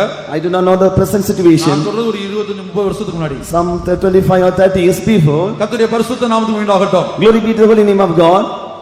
அந்த யுத்தம் வந்த சமயம் அந்த வருஷம். It was the time of the battle on those countries. அப்ப அநேகர் வந்து ஒவ்வொரு பெற்றோரும் பிள்ளைகளை குவைத்துக்கு அனுப்பிட்டே இருந்தாங்க. Each and every parent was sending their children to Kuwait. அது ஒரு லட்சியமாக காணப்பட்டது. It was the goal of the life. ஆனா ஒரு நாள் குவைத்துல யுத்தம் வந்தது. One day battle struck in the land of Kuwait. எல்லாரும் நடந்து அங்க சம்பாதித்த பொருள் எல்லாம் அங்க விட்டு ஜீவன் பிழைத்தால் போதும் என்று சொல்லி எவ்வளவோ கிலோமீட்டர் நடந்து வந்தாங்களாம். And those people to the time of battle, all the things that they labor for so many years, they left it in those places, walked for many kilometers and escaped for the life. அந்த ஊர்ல உள்ள ஒவ்வொரு குடும்பத்திலும் மரண ஒப்பாரி ஓலம் கேட்டது. And in every house and every family of that village, there was a shout, cry of lament. இதுவரைக்கும் என் பிள்ளை குவைத்துக்கு போனா போதும் என்று யோசித்த பெற்றோர் இப்போ சொல்றாங்க குவைத்தும் வேண்டாம், ஒண்ணும் வேண்டாம், பணமும் வேண்டாம், பொருள் வேண்டாம், என் பிள்ளை உயிரோடு வந்தால் போதும். And all the parents who told that it is great thing, it is enough if my child go to Kuwait. Now they are saying it is better if my child return back to my country. I no need money, I no need Kuwait and no other things. அதுக்காக நீங்க UK போக வேண்டாம் என்று நான் சொல்லவில்லை. For that I am not saying you should not go to UK. தேவ சித்தப்படி கர்த்தர் கொண்டு போனால் யூகே மாத்திரமல்ல எங்கு வேணாலும் போங்க. If it is a will of God, go to UK or to any other country. ஆனா அது நமக்கு ஒரு லட்சியமாய் மாற வேண்டாம். But let it not be our goal. இந்த உலகத்துல எந்த நாட்டுக்கு போனாலும் அந்த மரணம் உண்டு. Wherever country you go in this world, death is there. அங்கே துக்கம் உண்டு. There will be sorrow. அங்கே அலறுதல் உண்டு. There will be cry. அங்கே கண்ணீர் உண்டு. There will be cries. அக்னிக்கிரையாக வைக்கப்பட்டிருக்கிற இந்த உலகம். This world is kept to be destroyed by fire. ஒரு பூமி எதிர்ச்சி வந்தால் போதும். If an earthquake attacks, ஜப்பானியர்களை பாருங்கள். see the Japanese. இரண்டாம் உலக மகா யுத்தத்துக்கு பிற்பாடு After the Second World War, கடின உழைப்பின் மூலமாக and through hard labor, Japan தேசத்தை நன்றாக கொண்டு வந்தாங்களாம். they developed the country of Japan to a high state. இன்றைக்கு உலகத்திலேயே மிகவும் பிரபலமான ஆடம்பரமான நகரம் என்று சொல்லி டோக்கியோவை சொல்லுகிறார்கள். And they are saying that Tokyo is the most luxurious and expensive city in the world. கர்த்தருடைய பரிசுத்த நாமத்துக்கு உண்டாகட்டும். Glory be to the holy name of God. ஆனா சமீபத்தில் ஜப்பான்ல என்ன நடந்தது? Recently what happened in Japan? கடந்த வருடத்துல என்ன சம்பவித்தது? What happened the previous year? அங்கே பூமி எதிர்ச்சி உண்டானது. Earthquake came. எரிமலை சீற்றங்கள் உண்டானது. Volcanoes erupted. அணு உலை விபத்து சம்பவித்தது. There was a nuclear danger. அணு கதிர்வீச்சு மூலமாக ஒரு பெரிய அழிவு அந்த தேசத்திலே சம்பவித்திருக்கிறது. And due to this nuclear atoms getting spread, there was a great destruction in the country. ஆனா இந்த மகிமையேறிய புதிய எருசலேமை குறித்து நாம் பார்க்கும்போது, but when we see about this glorious New Jerusalem, அங்கே மரணம் இல்லை. there is no death. அங்கே அலறுதல் இல்லை. There is no cry. அங்கே துக்கம் இல்லை. There is no sorrows. இந்த புதிய எருசலேமில் உன்னதமான இடம் தான் சீயோன். In this New Jerusalem, the highest peak place is Zion. தேவன் விரும்பி வாசம் பண்ணும்படியாய் தெரிந்தெடுத்த இடம். It is a place which God has desired and chosen for his habitation. இயேசு இந்த பூமியில் இருந்தபோது ஒரு தாய் வந்தார்கள். And when Jesus was in this world, a mother came to him. உனக்கு என்ன வேண்டும் என்று கேட்டார். Jesus asked, what do you want? அந்த தாய் சொன்னாங்க. That mother told, எனக்கு 2 பிள்ளைகள் இருக்கிறார்கள். I have 2 sons. பரலோகத்தில் உம்முடைய வலது பக்கத்தில் ஒரு ஆள் இருக்க வேணும், உம்முடைய இடது பக்கத்தில் ஒரு ஆள் இருக்க வேணும். In your heaven, one son should be on your right hand side, another son on the left hand side. அருமையான தேவனுடைய பிள்ளையே, oh dear child of God, சீயோனை குறித்து கர்த்தர் உனக்கு எப்படிப்பட்ட வெளிப்படுத்தலை கொடுத்திருக்கிறார்? what kind of revelation God had given unto you concerning Zion? அந்த சீயோனை குறித்து நான் சில காரியங்களை சொல்லுகிறேன். I am telling few things concerning Zion. 132ஆம் சங்கீதம் 13-14 வசனங்களிலே, in Psalms 132 verses 13 and 14, கர்த்தர் சீயோனை தெரிந்து கொண்டு அது தமக்கு வாசஸ்தலமாகும்படி விரும்பினார். இது என்றென்றைக்கும் நான் தங்கும் இடம். இதை நான் விரும்பினபடியால் இங்கே வாசம் பண்ணுவேன். For the Lord hath chosen Zion, he hath decided for his habitation. This is my rest forever. Here will I dwell, for I have desired it. தேவன் என்றென்றைக்கும் தங்கும்படியாக விரும்பி தெரிந்தெடுத்த அந்த வாசஸ்தலத்தை கர்த்தருடைய பிள்ளையே உனக்கு அது வேண்டாமா? Oh dear child of God, don't you want this place which was desired, chosen by the Lord, that he may dwell it forever and ever? வாலிப சகோதரனே சகோதரியே உடைய லட்சியம் அதுவாய் மாறட்டும். Oh, let young brother, young sister, let this thing may be the mark, goal of your life. இந்த முழு உலகத்துல போய் எந்த நாட்டுல இருந்து கிரீன் கார்டு வாங்கினாலும், And if you go to any country in this world and if you get the green card, இந்த உலக வாழ்க்கை அனுத்தியம். this worldly life is temporal. கொஞ்ச வருஷங்கள் தான் இருக்க போறோம். We are going to live only for a short period. ஆனா நித்திய காலமாக But forever and ever, தேவனோடு கூட to be with God, அந்த சராசரனை படைத்த தேவன் God who created complete universe, விரும்பி தெரிந்து கொண்ட சீயோனை, that desired and chosen Zion. வாலிப சகோதரனே சகோதரியே நீ விரும்ப மாட்டாயோ? Oh young brother, oh young sister, won't you desire it? கர்த்தருடைய பரிசுத்த நாமத்துக்கு உண்டாகட்டும். Glory be unto the holy name of God. அந்த சீயோனின் தன்மை என்ன? What is the attribute of this Zion? 50ஆம் சங்கீதம் 2ஆம் வசனம். Psalms 50 and verse 2. பூரண வடிவுள்ள சீயோனிலிருந்து தேவன் பிரகாசிக்கிறார். Out of Zion, the perfection of beauty, God shineth. மூல பாஷையில் மிக்லால் யோபி என்று எழுதப்பட்டிருக்கிறது. பூரண வடிவு என்பது மிக்லால் யோபி என்று The எழுதப்பட்டிருக்கிறது. perfection of beauty in original tongue is called Mikla Gofi. இதை எபிரேய வேத வல்லுநர்கள் இதற்கு விளக்கம் கொடுக்கும்போது, When Hebrew Bible scholars are giving interpretations for that, அதாவது மனித ஞானத்தினால் மனித வார்த்தைகளால் வர்ணிக்கப்பட முடியாத ஒரு அழகு அங்க இருக்கிறதா. that's a beauty which cannot be declared, manifested, uttered by human tongues is abiding there. ஒரு மனித ஞானத்தினால மனிதனுடைய வார்த்தைகளால வர்ணிக்க முடியாத ஒரு பூரண அழகு அங்க இருக்கிறது. A perfect beauty is that which cannot be manifested or uttered or spoken by human knowledge and by human tongues. கர்த்தருடைய பரிசுத்த நாமத்திற்கு மகிமை உண்டாகட்டும். Glory be unto the holy name of God. அடுத்து 48ஆம் சங்கீதம் 2ஆம் வசனத்தை வாசிக்கும்போது, In Psalms 48 and verse 2, வடதிசையில் உள்ள சீயோன் பர்வதம் வடிப்பமான ஸ்தானமும் சர்வ பூமியின் மகிழ்ச்சியுமாயிருக்கிறது, அதுவே மகாராஜாவின் நகரம். Beautiful for situation, the joy of the whole earth is Mount Zion on the sides of the north, the city of the great king. வடதிசையில் சீயோன் பர்வதம் வடிப்பமான ஸ்தானமும் சர்வ பூமியின் மகிழ்ச்சியுமாய் இருக்கிறது. and beautiful for situation, the joy of all earth is Mount Zion on the sides of the north. சர்வ பூமிக்கும் மகிழ்ச்சி கொடுக்கக்கூடிய சீயோனே, O Zion, which is giving joy unto the whole earth. இன்றைக்கு நம்ம தனிப்பட்ட ஒவ்வொருவருக்கும் அந்த மகிழ்ச்சி இருக்கிறதா? Do personally we have this joy in our lives? சர்வ பூமிக்கும் மகிழ்ச்சி கொடுக்கக்கூடிய சீயோன், Joy this Zion is able to give unto all earth. கர்த்தருடைய பரிசுத்த நாமத்திற்கு மகிமை உண்டாகட்டும்.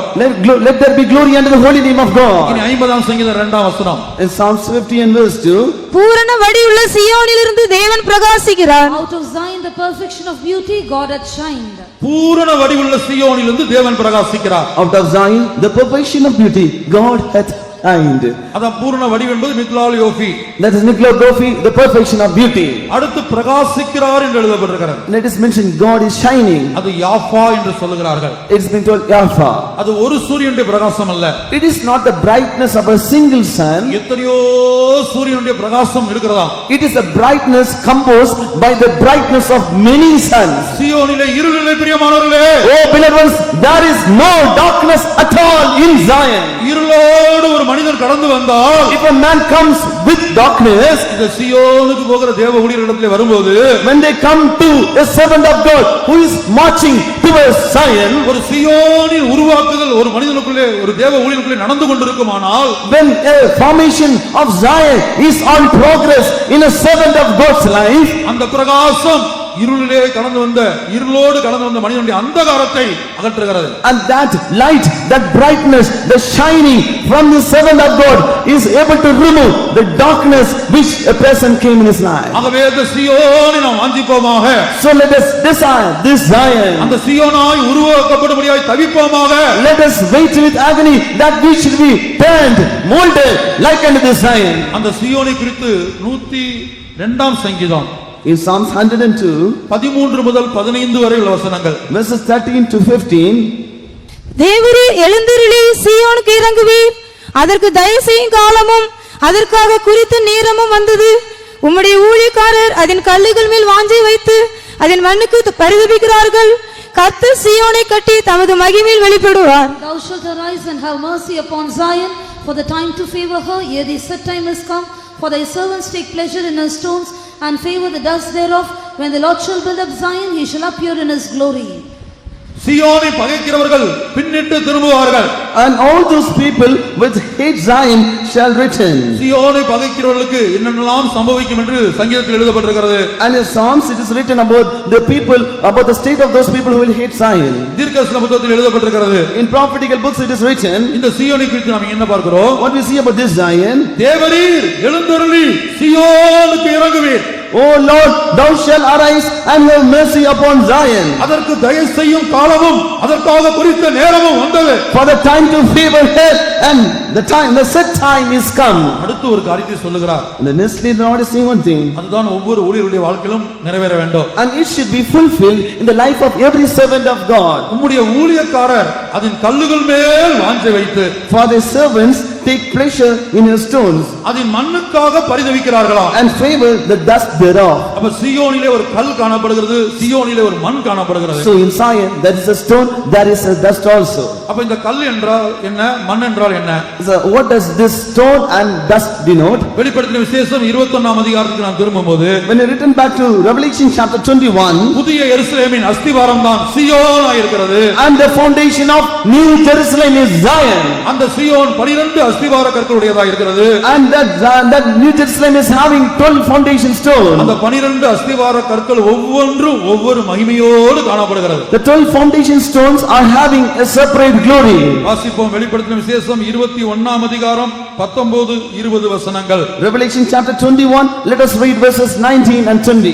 நகரத்து மதில்களின் அஸ்திபாரங்கள் சகலவித ரத்தினங்களினாலும் அலங்கரிக்கப்பட்டிருந்தன. முதலாம் அஸ்திபாரம் வச்சிரக்கல், இரண்டாவது இந்திரநீலம், மூன்றாவது சந்திரகாந்தம், நான்காவது மரகதம், ஐந்தாவது கோமேதகம், ஆறாவது பதுமராகம், ஏழாவது சுவர்ண ரத்தினம், எட்டாவது படிக பச்சை, ஒன்பதாவது புஷ்பராகம், பத்தாவது வைடூரியம், 11வது சுனீரம், 12வது சுகந்தி இவைகளே. And the foundations of the wall of the city were garnished with all manner of precious stones. The first foundation was jasper, the second sapphire, the third a chalcedony, the fourth an emerald, the fifth sardonyx, the sixth sardius, the seventh chrysolite, the eighth beryl, the ninth a topaz, the 10th a chrysoprasus, the 11th a jacinth, the 12th an amethyst. 12 அஸ்திவார கற்கள், 12 foundation stones, ஒவ்வொன்றும் ஒவ்வொரு விதமான மகிமையேறிய கற்கள். and each had different glory. வேத வல்லுனர்கள் இந்த ஒவ்வொரு கல்லுக்கும் ஒரு அர்த்தத்தை கொடுத்திருக்கிறார்கள். Bible scholars has given each stone each meaning. நம்முடைய முற்பிதாக்களாகிய பரிசுத்தவான்களும் இந்த கல்லுக்கு ஒவ்வொன்றுக்கும் ஒரு அர்த்தம் கொடுத்திருக்கிறார்கள். Our forefathers, saints of God, also have given a meaning for that. கர்த்தருடைய பரிசுத்த நாமத்திற்கு மகிமை உண்டாகட்டும். Glory be unto the holy name of God. அதன் ஊழியக்காரர் அதன் கல்லுகள் மேல் வாஞ்சை வைத்து, And thy servants take pleasure in his stones. இந்த 12 கற்களும் 12 விதமான தெய்வீக சுபாவங்களை வெளிப்படுத்துகிறது. This 12 stones, 12 kinds of divine characters. அப்ப ஒவ்வொரு ஊழியரும் அந்த 12 விதமான தெய்வீக சுபாவங்களை அடையும்படியாக அந்த சுபாவத்தின் மேல் வாஞ்சை வைக்க வேண்டுமா? So the servants of God should have desire upon the 12 stones and his 12 characters. முதலாவது வச்சிரக்கல், First is jasper, அது ஜெயத்தை காட்டுகிறது. it shows victory.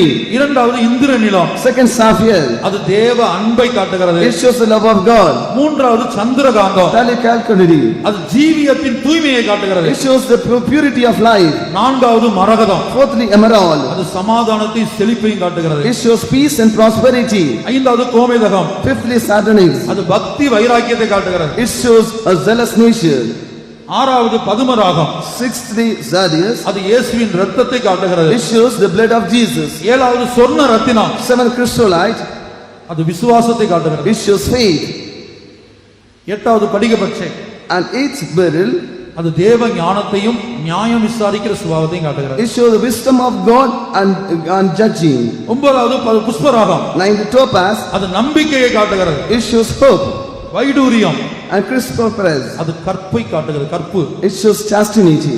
சுனீரம், And jacinth, அது தேவ நீதியை காட்டுகிறது. it shows righteousness of God. 12வது சுகந்தி, 12th amethyst, அது ஆளுகையை காட்டுகிறது. it shows ruling. இந்த 12 தெய்வீக குணாசீலங்கள் மேல் நாம் வாஞ்சை வைத்து தவிக்க வேண்டும். We should keep our desire upon these 12 divine characters, and we should be favoring that. தோல்விகள் அகற்றப்பட்டு ஜெயத்தை பெற்றுக்கொள்ளும்படியாய் ஒரு ஜெயத்தின் மேல் ஒரு பெரிய வாஞ்சை உண்டாக வேண்டும். We should have a great desire over victory, that all our failures may be removed out of our life. எப்போது தேவ அன்பினால் நிரம்பி ஜீவிக்க தேவ அன்பை எப்போது வாஞ்சிக்க வேண்டும். Always we have to desire the love of God, that we should be filled by it. Chandrakantham ஜீவியத்தின் தூய்மை.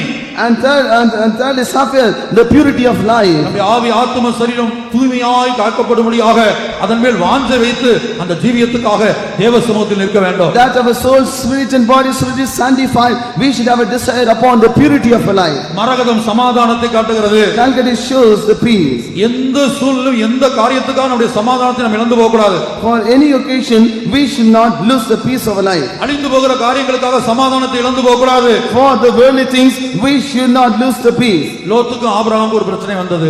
A problem occurred between Lot and Abraham. நீர்வளம் பொருந்தின அந்த சோதோமை கண்டபோது When he saw Sodom, which was so fertile, அது கர்த்தருடைய தோட்டத்தை போலவும் எகிப்து தேசத்தை போலவும் லோத்தின் கண்களுக்கு காணப்பட்டது. in the eyes of Lot it was like the garden of God and the land of Egypt. ஆனா ஆபிரகாமின் கண்களுக்கு அப்படி காணப்படவில்லை. But in the eyes of Abraham it was not like that. இந்த மந்தை மேய்ப்பருக்கு வாக்குவாதம் உண்டான போது When there were the disputes among the husbandmen, Abraham என்ன சொல்லுகிறார்? what did Abraham tell? நாம் சகோதரர், We are brethren. நமக்குள்ளே வாக்குவாதம் வேண்டாம். Let not there be any dispute among us. நீ இடதுபுறம் போனா நான் வலதுபுறம் போறேன். If you go to the right hand side, I go to the left hand side. அர்த்தம் என்ன? What's the meaning of that? உனக்கு எது வேண்டாமோ, நீ எதை வெறுக்கிறாயோ, எதை விட்டு விடுகிறாயோ எனக்கு கொடு. Whatever things you are hating, whatever you are not liking, give that to me. உலகத்துல பணம் பொருளுக்காக ஏக்கர் கணக்கான சொத்து, ஆனா யுத்தம் பண்ணவில்லை. ஆபிரகாம் யுத்தம் பண்ணவில்லை. And there are acres and acres of land. He did not go and battle for that. பிரியமானவர்களே, நமக்கு சமாதானத்தை உண்டு பண்ணும் ஆக்கினை அவர் மேல் வந்தது. And the chastisement of the peace came upon him. அவர் சிலுவையிலே சிந்தின இரத்தத்தினாலே சமாதானத்தை உண்டாக்கினார். By the blood which was shed upon the cross, he brought forth peace. ஆகவே அழிந்து போகிற காரியங்களுக்காக நாம் யுத்தம் பண்ணாதிருப்போமாக. So let us not battle for corruptible things. தேவ ஜனங்களுக்கு இந்த சமாதானம் தேவை. People of God need this peace. புதிய வானத்துக்கு போகக்கூடிய ஆபிரகாமுக்கே இந்த தரிசனம் இருந்தது. And this Abraham who is going to new. ஆகவே சமாதானத்தை நாம் காத்துக்கொள்ள வேண்டும். So let us keep our peace. பக்தி வைராக்கியம் கோமேதகம். And sadness is edification. பக்தி வைராக்கியம். Edification. உம்முடைய வீட்டை குறித்து உண்டான பக்தி வைராக்கியனை பட்சித்தது என்று இயேசு சொல்லுகிறார். Jesus is saying the zealous nature of your house is burned in my life. ஆகவே பக்தி வைராக்கியத்தோடு நாம் காணப்பட வேண்டும். So we should be with a great godly nature or zealous nature. அந்த பக்தி வைராக்கியம் தான் தானியேலை சிங்கத்தின் கெபிக்கு இறங்கி போக வைத்தது. That zealous nature made Daniel to disown to the den of lions. பக்தி வைராக்கியம் தான் சாத்ராக் மேஷாக் ஆபேத்நேகோவை 7 மடங்கு சூடாக்கப்பட்ட அக்கினிக்குள் இறங்கி போக வைத்தது. The godliness alone made Shadrach, Meshach and Abednego to go down to the fiery furnace. கர்த்தருடைய பரிசுத்த நாமத்துக்கு மகிமை உண்டாகட்டும். Glory be unto the holy name of God. ஆகவே அருமையானவர்களே, இந்த 12 விதமான கற்கள் ஒவ்வொரு தெய்வீக குணாசலத்தை காண்பிக்கிறது. So the 12 kinds of stones shows 12 divine characters. நம்முடைய ஊழியக்காரர் அதன் கல்லுகள் மேல் வாஞ்சை வைத்து அதன் மண்ணுக்காக பரிதவிக்கிறார்கள். For the servants take pleasure in the stones and favor the dust thereof. மண் என்று சொல்லும்போது When we see about the dust, மூல பாஷையில் அதுக்கு பல அர்த்தங்கள் கொடுக்கப்பட்டிருக்கிறது. there are various meanings given in the original tongue. முதலாவது களிமண். First is clay. அந்த மண் என்பதற்கு மூல பாஷையில் கொடுக்கப்பட்ட அர்த்தம் களிமண். And for the word called dust, in original tongue it is given as clay. ஒவ்வொரு ஊழியக்காரரும் ஆண்டவரே உம்முடைய கரத்துல ஒரு களிமண்ணை போல நான் காணப்பட வேண்டும் என்று பரிதவிக்கணுமா? Each and every servant of God should commit in the hands of the Lord, saying, "Oh Lord, in your hands I am like a clay." ஆண்டவருடைய கரத்துல ஒரு களிமண்ணை போல காணப்பட வேண்டும். You should be like a clay in God's hands. இந்த களிமண்ணை குறித்து நாம் பார்க்கும்போது When you see about the clay, அந்த களிமண்ணை கொண்டு பாத்திரங்கள் செய்யப்படுகிறது. by clay vessels are made. சில பாத்திரங்கள் கனமான பாத்திரங்களா இருக்கிறது. Some vessels are honorable, கனத்துக்குரிய பாத்திரங்கள். honorable vessels. சில பாத்திரங்கள் கனவீனத்துக்குரிய பாத்திரங்கள். Some are dishonorable, unhonorable vessels. கர்த்தருடைய பரிசுத்த நாமத்துக்கு மகிமை உண்டாகட்டும். Glory be unto the holy name of God. சில பாத்திரங்கள் பிரயோஜனமான பாத்திரங்கள். Some vessels are useful, சில பாத்திரங்கள் பிரயோஜனமற்ற பாத்திரங்கள். some vessels are useless. சில பாத்திரங்கள் கெட்டுப்போன பாத்திரங்கள். Some vessels are marred. கர்த்தருடைய பரிசுத்த நாமத்துக்கு உண்டாகட்டும். Glory be unto the holy name of God. எந்த பாத்திரமாக இந்த பெரிய வீட்டிலே கர்த்தர் நம்மை வைத்திருந்தாலும், In whatever type of vessel God would have kept in this big house, தேவனுடைய கரத்திலே ஒரு களிமண்ணை போல நாம் காணப்பட வேண்டும். We should be found like a clay in God's hands, அதற்கு சொந்த விருப்பங்கள் இல்லை. and no self desire. கர்த்தருடைய பரிசுத்த நாமத்துக்கு மகிமை உண்டாகட்டும். Let glory be unto the holy name of God. ஆகவே அந்த பாத்திரத்தின் அந்த களிமண்ணை போன்ற ஒரு அனுபவத்தை நாம் பெற்றுக்கொள்வோமாக. So let us receive an experience like unto this clay. இரண்டாவதாக Secondly, அந்த குப்பை என்று அர்த்தம் சொல்லப்பட்டிருக்கிறது. and it is being called like unto the dust. அடுத்து ஒரு அழுக்கு. Next, filthy. 1 கொரிந்தியர் 4:13. 1 Corinthians 4:13. 1 கொரிந்தியர் 4:13. தூசிக்கப்பட்டு வேண்டிக் கொள்ளுகிறோம், இந்நாள் வரைக்கும் உலகத்தின் குப்பையை போலவும் எல்லாரும் துடைத்து போடுகிற அழுக்கை போலவும் ஆனோம். Being defamed, we entreat, we are made as the filth of the world and are the offscouring of all things unto this day. இந்த ஒரே வசனத்தில் அப்போஸ்தலன் 2 காரியங்களை சொல்லுகிறார். In the same verse, Apostle is saying about two things. குப்பையை போலவும் இருக்கிறோம், எல்லாரும் துடைத்து போடுகிற ஒரு அழுக்கை போலவும் இருக்கிறோம். First, the filth of the world, and second, offscouring of all things. கர்த்தருடைய பரிசுத்த நாமத்திற்கு மகிமை உண்டாகட்டும். Let there be glory unto the holy name of God. அப்ப இந்த ஊழியத்தின் பகுதியில் ஒரு குப்பையை போல பயன்படுத்தப்பட்டாலும், So in this type of ministry, for the sake of ministry, we may be used like a filth. எல்லாரும் துடைத்து போடுகிற ஒரு அழுக்கை போல காணப்பட்டால் நடத்தப்பட்டாலும், Sometimes we may be led like an offscouring by others. இப்படிப்பட்ட ஜீவியத்துக்காக நாம் பரிதவிக்க வேண்டுமா? And we have to favor for this type of life. ஆண்டவரே, இப்படிப்பட்ட ஒரு அனுபவத்தை என் ஜீவியத்திலே தாரும். Oh Lord, give me this type of experience in my life. நம்முடைய மத்தியிலே ஒரு சென்டர் அசிஸ்டன்ட் மதர் இருந்தாங்க, அடையாறுல இருந்தாங்க. In Adyar, there was a center assistant mother. அவங்க சாயங்காலம் ஊழியர்கள் ஜெபம் எடுக்கும்போது ஒரு காரியம் சொல்லுவாங்க. In evenings prayers of the workers, she will tell one thing. இப்போ ஊழியத்துக்கு வந்த நாள்ல இருந்து அவளுடைய ஸ்தானத்துக்கு உயர்த்தப்படுற வரையிலும் ஒவ்வொரு நாளும் அவங்களுடைய ஜெபம் வந்து தேவனுடைய வீட்டுல எல்லாரும் மிதிக்கிற அந்த மிதியடியை போல கால்களை துடைத்துட்டு வரணும் இல்லையா, அதுபோல நான் காணப்பட வேண்டும் என்று ஜெபித்துக் கொண்டே இருப்பாங்க. And every day from the day of ministry, when she started the ministry till she came to the position, she was praying she should be like the doormat in the house of God. கர்த்தருடைய பரிசுத்த நாமத்துக்கு உண்டாகட்டும். Let there be glory unto the holy name of God. அவங்க சொல்றாங்க, இவ்வளவு பெரிய வீட்டுல இந்த ஸ்தானத்துல இருந்து நான் உட்கார்ந்த பிற்பாடும் என்னுடைய ஒவ்வொரு நாள் ஜெபமும் அப்படித்தான் இருக்கிறது. In the big house, when I came to this position and sitting here, daily my prayers is for that. அதன் ஊழியக்காரர் அதன் கல்லுகள் மேல் வாஞ்சை வைத்து மண்ணுக்காக பரிதவிக்கிறார்கள். And the servants take pleasure in the stones and favor the dust thereof. ஆண்டவரே, ஒரு களிமண்ணை போல என்னை மாற்றும். Oh Lord, change me like unto a dust. ஒரு குப்பையை போல நான் காணப்படட்டும். Change me like a filth. இந்த ஊழியத்தில் ஒரு குப்பையை போல நான் காணப்படட்டும். And in this ministry, I should be like a dung. எல்லாரும் துளைத்து போடப்படுகிற ஒரு அழுக்கை போல என்னை நடத்தினாலும், Even though they may be leading me like a offscouring which is being removed by all. எனக்கு அது போதும் ஆண்டவரே. Oh Lord, let it is enough for me. ஒரு பெரிய ராஜா சொல்லுகிறார், தாவீது, David, a great king, is saying, உங்க வீட்டு வாசற்படியில் எனக்கு ஒரு இடம் கிடைத்தால் போதும். and I should get a place in the door of the house. உங்களுடைய வீட்டு வாசற்படியில் எனக்கு ஒரு இடம் கிடைத்தால் போதும். I should be a doorkeeper in the house. கர்த்தருடைய பரிசுத்த நாமத்துக்கு மகிமை உண்டாகட்டும். The glory be unto the holy name of God.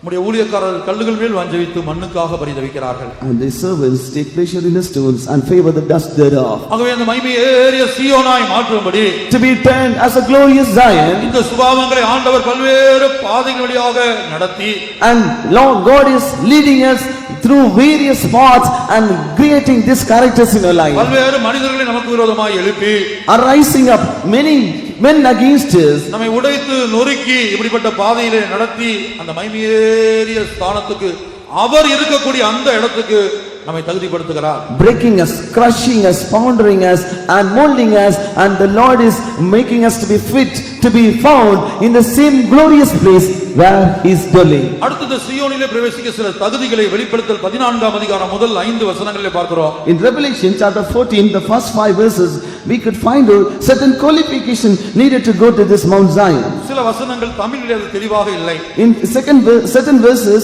are not clear in Tamil. மூல பாஷையிலே அது தெளிவாக சொல்லப்பட்டிருக்கிறது. Original tongue, it is very clearly written. பிதாவின் நாமமும் குமாரனுடைய நாமமும் நெற்றியில் எழுதப்பட வேண்டும். The name of the Father and the name of the Son should be written on the foreheads. அதாவது பிதாவின் சிந்தையும் குமாரனுடைய சிந்தையும் பெற்றுக்கொள்ள வேண்டும். They should have the mind of the Father and the mind of the Son. 144,000 பேருக்கு மாத்திரமே அங்க இடம். That's a place for only 1,44,000. ஒரு நபர் கூடுவதும் இல்லை, ஒரு நபர் குறைவதும் இல்லை. And one person will not be increased or one person will not be decreased. கர்த்தருடைய பரிசுத்த நாமத்துக்கு உண்டாகட்டும். Glory be unto the holy name of God. ஆகவே பிதாவின் சிந்தை குமாரனுடைய சிந்தை உருவாக்கப்பட வேண்டும். So we should have the mind of the Father as well as the mind of the Son. இரண்டாவது பூமியிலிருந்து மீட்டுக் கொள்ளப்பட்டவர்களாய் இருக்க வேண்டும். Secondly, they should be redeemed from earth. மூன்றாவது மனுஷரிலிருந்து மீட்டுக் கொள்ளப்பட்டவர்களாய் இருக்க வேண்டும். Thirdly, redeemed from men. நான்காவது ஸ்திரீகளால் தங்களை கரைப்படுத்தாதவர்களாய் இருக்க வேண்டும். And fourthly, not defiled by women. ஐந்தாவது கற்புள்ளவர்களாய் இருக்க வேண்டும். And fifthly, they are virgins. ஆறாவது ஆட்டுக்குட்டியானவர் எங்கே போனாலும் அங்கே பின்பற்றி போக வேண்டும். Sixthly, wherever the lamb is going, they have to follow. ஏழாவது வாயில் கபடமில்லாதவர்களாய் இருக்க வேண்டும். Seventhly, there is no guile in the mouth. எட்டாவது சிங்காசனத்துக்கு முன்பாக மாசில்லாதவர்களாய் இருக்க வேண்டும். Eighthly, they are without fault before the throne of God. இந்த அனுபவங்களை இந்த பூமியில் உயிரோடு இருக்கும்போது மரணம் நம்மை சந்திப்பதற்கு முன்பாக நமக்குள்ள உருவாக்கப்பட வேண்டும். Before death occurs in a life, these characters should be found in a life when we are still alive. இதை உருவாக்கக்கூடிய ஒரு சர்வ வல்லமையுள்ளதான தேவன் நமக்கு இருக்கிறார். We have an almighty God who is capable of creating this character. இந்த அனுபவம் எல்லாம் எனக்குள்ள உருவாக்கப்படுமா என்கிற சந்தேகம் நமக்கு வேண்டாம். Let us not have any doubt this experience will not be able to be created in my life. ஆண்டவரே என்னால் முடியவில்லை. Oh Lord, it is not at all possible by me. எனக்கு உதவி செய்யோ. Oh Lord, help me. என்னை உம்மை போல மாற்று. Change me like unto you. ஒவ்வொரு நாளும் அவருடைய பாதத்தை நாம் பற்றி பிடித்தால் Every day if you hold on unto his feet, பேதைகளாய் இருந்தாலும் இந்த பாதையிலே திசை கெட்டு போவதில்லை. even though we are simple, we will not be made astray in this அந்த path. மகிமையேறிய சீயோனை நோக்கி பார்ப்போமாக. Let us behold the glorious Zion. கொஞ்ச நேரம் கண்களை மூடி நீங்கள் காத்திருங்கள். And you close your eyes and tarry for a few சில minutes. நிமிஷங்களுடைய கண்களை மூடி அந்த சீயோனிலிருந்து மகிமை இறங்கி வருகிறது. In a few moments when you are closing your eyes, from Zion the glory is descending right down here. பூரண வடிவுள்ள சீயோனிலிருந்து தேவன் பிரகாசிக்கிறார். Out of perfection of beauty, God is shining. அந்த பூரண வடிவு அந்த அழகு எதை காட்டுகிறது என்று சொன்னால் தேவ ஊழியர்களுக்கு காணப்படுகிற பிரதிஷ்டையை காட்டுகிறது. The perfection of beauty, it shows the consecration of a servant of God. விசுவாசிகளுக்கு இல்லாத தேவனுடைய ஒவ்வொரு கிறிஸ்தவனுக்கும் இல்லாத மேன்மையான பிரதிஷ்டையை தேவ ஊழியர்களுக்கு ஆண்டவர் கொடுத்திருக்கிறார். To the servants of God, God has given a great consecration which is not found in the midst of the believers or not found in the midst of the Christians. அந்த பிரதிஷ்டை தான் சீயோனின் பூரண வடிவை நமக்குள்ளே உருவாக்குகிறது. That consecration alone is bringing forth perfection of beauty in our life. இதோ பூரண வடிவுள்ள சீயோனிலிருந்து தேவன் பிரகாசிக்கிறார். Of the perfection of beauty of Zion, God has shined. இப்ப சீயோனுக்கு நமக்கு என்ன சம்பந்தம் என்று விசுவாசிகள் யோசிக்க கூடாது. So the believers do not think what connection is between this Zion and us. இந்த உலகத்தில் உங்களை தேடி வரக்கூடிய சகல ஆசீர்வாதமும் And all the blessings that you are needed in this world, அது எங்கிருந்து வருகிறது? from where it is coming? கர்த்தர் சீயோனிலிருந்து உன்னை ஆசீர்வதிப்பார். The Lord shall bless thee out of Zion. சீயோன் மூலமாக சீயோனிலிருந்து மாத்திரமே தேவன் ஒவ்வொரு தேவனுடைய பிள்ளையும் ஆசீர்வதிக்கிறார். From Zion alone, God is blessing each and every children of God. பிரியமானவர்களே, இந்த கூட்டத்தின் கடைசி நிமிஷங்களிலே Beloved ones, in the final moments of this meeting, அந்த பூரண வடிவுள்ள சீயோனிலிருந்து out of Zion, the perfection of beauty, ஒரு சூரியனுடைய பிரகாசம் அல்ல. not the brightness of one sun. இப்ப பாருங்க, சூரியன் பக்கத்துல யாராவது நெருங்கி போக முடியுமா? Can any person go closer to the sun? சூரியனுக்கு பக்கத்துல யாராவது நெருங்க முடியுமா? Can any person draw near to sun?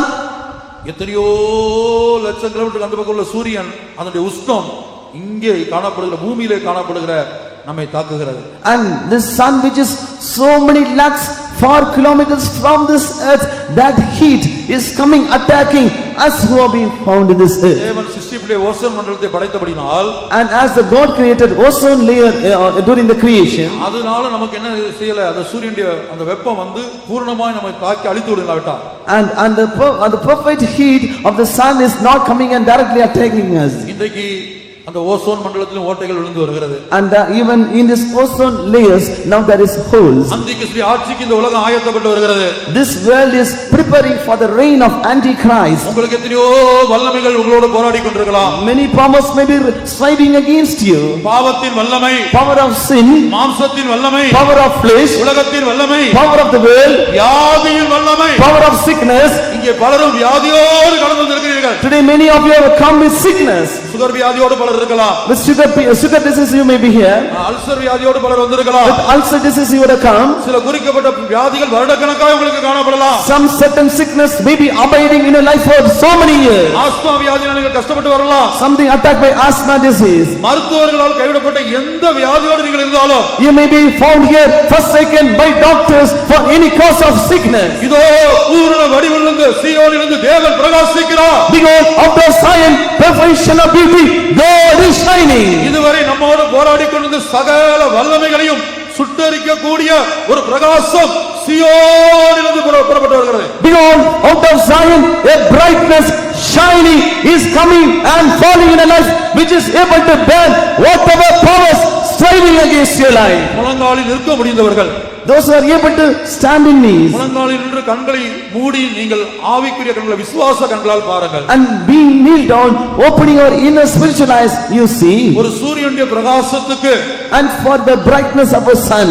நமக்குள்ள ஒரு தாக்கத்தை உண்டாக்க கூடுமானால் it is able to bring forth an attack of heatness. இன்றைக்கு சூரியனில் உண்டாகிற மாற்றத்தின் நிமித்தமாக பல்வேறு கொள்ளை நோய்கள் உண்டாவதாக சொல்லுகிறார்கள். And today, due to the various kinds of changes in the surface of sun, many pestilence are coming. சூரியனில் எவ்வளவோ மனிதனுடைய சரீரத்தில் ஆரோக்கியத்தை கொடுக்கக்கூடிய வைட்டமின் காணப்படுகிறது. And that is certain vitamins which are becoming from the sun rays. கர்த்தருடைய பரிசுத்த நாமத்துக்கு உண்டாகட்டும். Glory be to the holy name of ஒரு God. சூரிய பிரகாசத்துக்கு இதெல்லாம் கூடுமானால், தேவனால் படைத்த அந்த சூரிய பிரகாசத்துக்கு இதெல்லாம் இருக்குமானால், And if the sun has all this capability which was been created by God, இந்த கடைசி நாள் கூட்டத்திலே சீயோனை நாங்கள் உயர்த்துகிறோம். in this final day we are exalting Zion. அந்த சராசரங்களை படைத்த தேவன், God who created complete universe, விரும்பி விரும்பி இச்சித்து வாசம் பண்ண முடியாய் தெரிந்தெடுத்த சீயோன், this Zion which God desired, lusted and chosen it as a habitation. அந்த சீயோனிலிருந்து ஒரு வல்லமை புறப்பட்டு வருகிறது. Behold, a power is proceeding out of this Zion. அந்த சீயோனிலிருந்து ஒரு செங்கோல் புறப்பட்டு வருகிறது. A scepter is coming out of Zion. அந்த சீயோனிலிருந்து ஒரு விடுதலை புறப்பட்டு வருகிறது. A deliverance is coming out of Zion. எத்தனையோ காரியங்கள்ல விடுதலை இல்லாமல் தோல்வியோடு தவித்த தேவனுடைய பிள்ளையே, Child of God who is found in failures, not able to get deliverance in your life. இதோ இன்றைய தினத்திலே சீயோனிலிருந்து புறப்பட்டு வருகிற பிரகாசம் உன்னை விடுவிக்கிறது. Behold, the brightness shining coming out of Zion is delivering you. சீயோனின் பிரகாசம் உங்கள் மேல் இறங்குகிறது. Behold, the brightness of Zion is descending right upon you. உங்கள் ஜீவியத்திலே திருப்புமுனையின் நாளாக இந்த நாள் அமையத்தான் போகிறது. This life, this day is to be a turning point in your life. இருதயத்திலே ஜெபத்தோடு காத்திருங்கள். You open your heart and wait. அந்த சீயோனின் பிரகாசம் எனக்குள்ள இறங்கட்டும். Oh Lord, let the shining of Zion come upon me. நீங்க தேவனுடைய பிள்ளையா இருந்தாலும், You may be a child of God, விசுவாசியா இருந்தாலும், maybe a believer. உங்களுக்கு ஏதாவது ஆசீர்வாதம் தேவையானால், If you need some blessing, அது உலக பிரகாரமான ஆசீர்வாதமா இருக்கட்டும், something a worldly blessing ஆவிக்குரிய ஆசீர்வாதமா or இருக்கட்டும், a spiritual blessing, எந்த ஆசீர்வாதமும் புறப்பட்டு வரக்கூடிய இடம் சீயோன். Zion is a place from which any kind of blessing is coming out. கர்த்தர் சீயோனிலிருந்து உன்னை ஆசீர்வதிக்கிறார். God is blessing you out of Zion. சிறையிருப்பிலே வருடக்கணக்காய் காணப்படுகிற தேவனுடைய பிள்ளையே, Oh child of God who is found in captivity for so many years. தோல்வியோடு ஜெயத்துக்காக தவித்துக் கொண்டிருக்கிற தேவனுடைய பிள்ளையே, Oh child of God who is found in failures, waiting for victory in your life. குடும்பத்திலே பிசாசின் போராட்டம், மந்திரவாதம், பில்லி சூனியம், செய்வினைகள் என்று அங்கலாய்த்துக் கொண்டிருக்கிற தேவனுடைய பிள்ளையே, Dear child of God who is found with much agony due to the evil powers of Satan, witchcraft, enchantments, magicians, things in your life. என்னுடைய வாழ்க்கையில எல்லாம் எதிரடியாய் சம்பவிக்கிறதே, ஒன்று ஆசீர்வாதம் இல்லையே.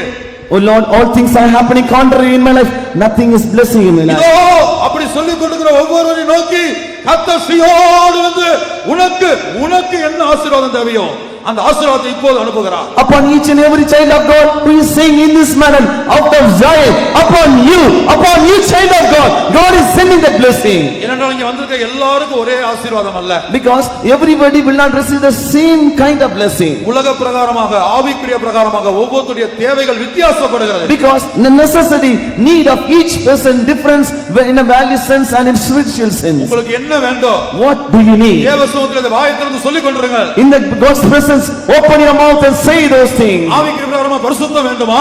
In spiritual life, do you need holiness? இயேசுவின் பரிசுத்தம் வேண்டுமா? Do you need the holiness of Jesus? இயேசுவின் போல தேவ சித்தம் செய்ய வேண்டுமா?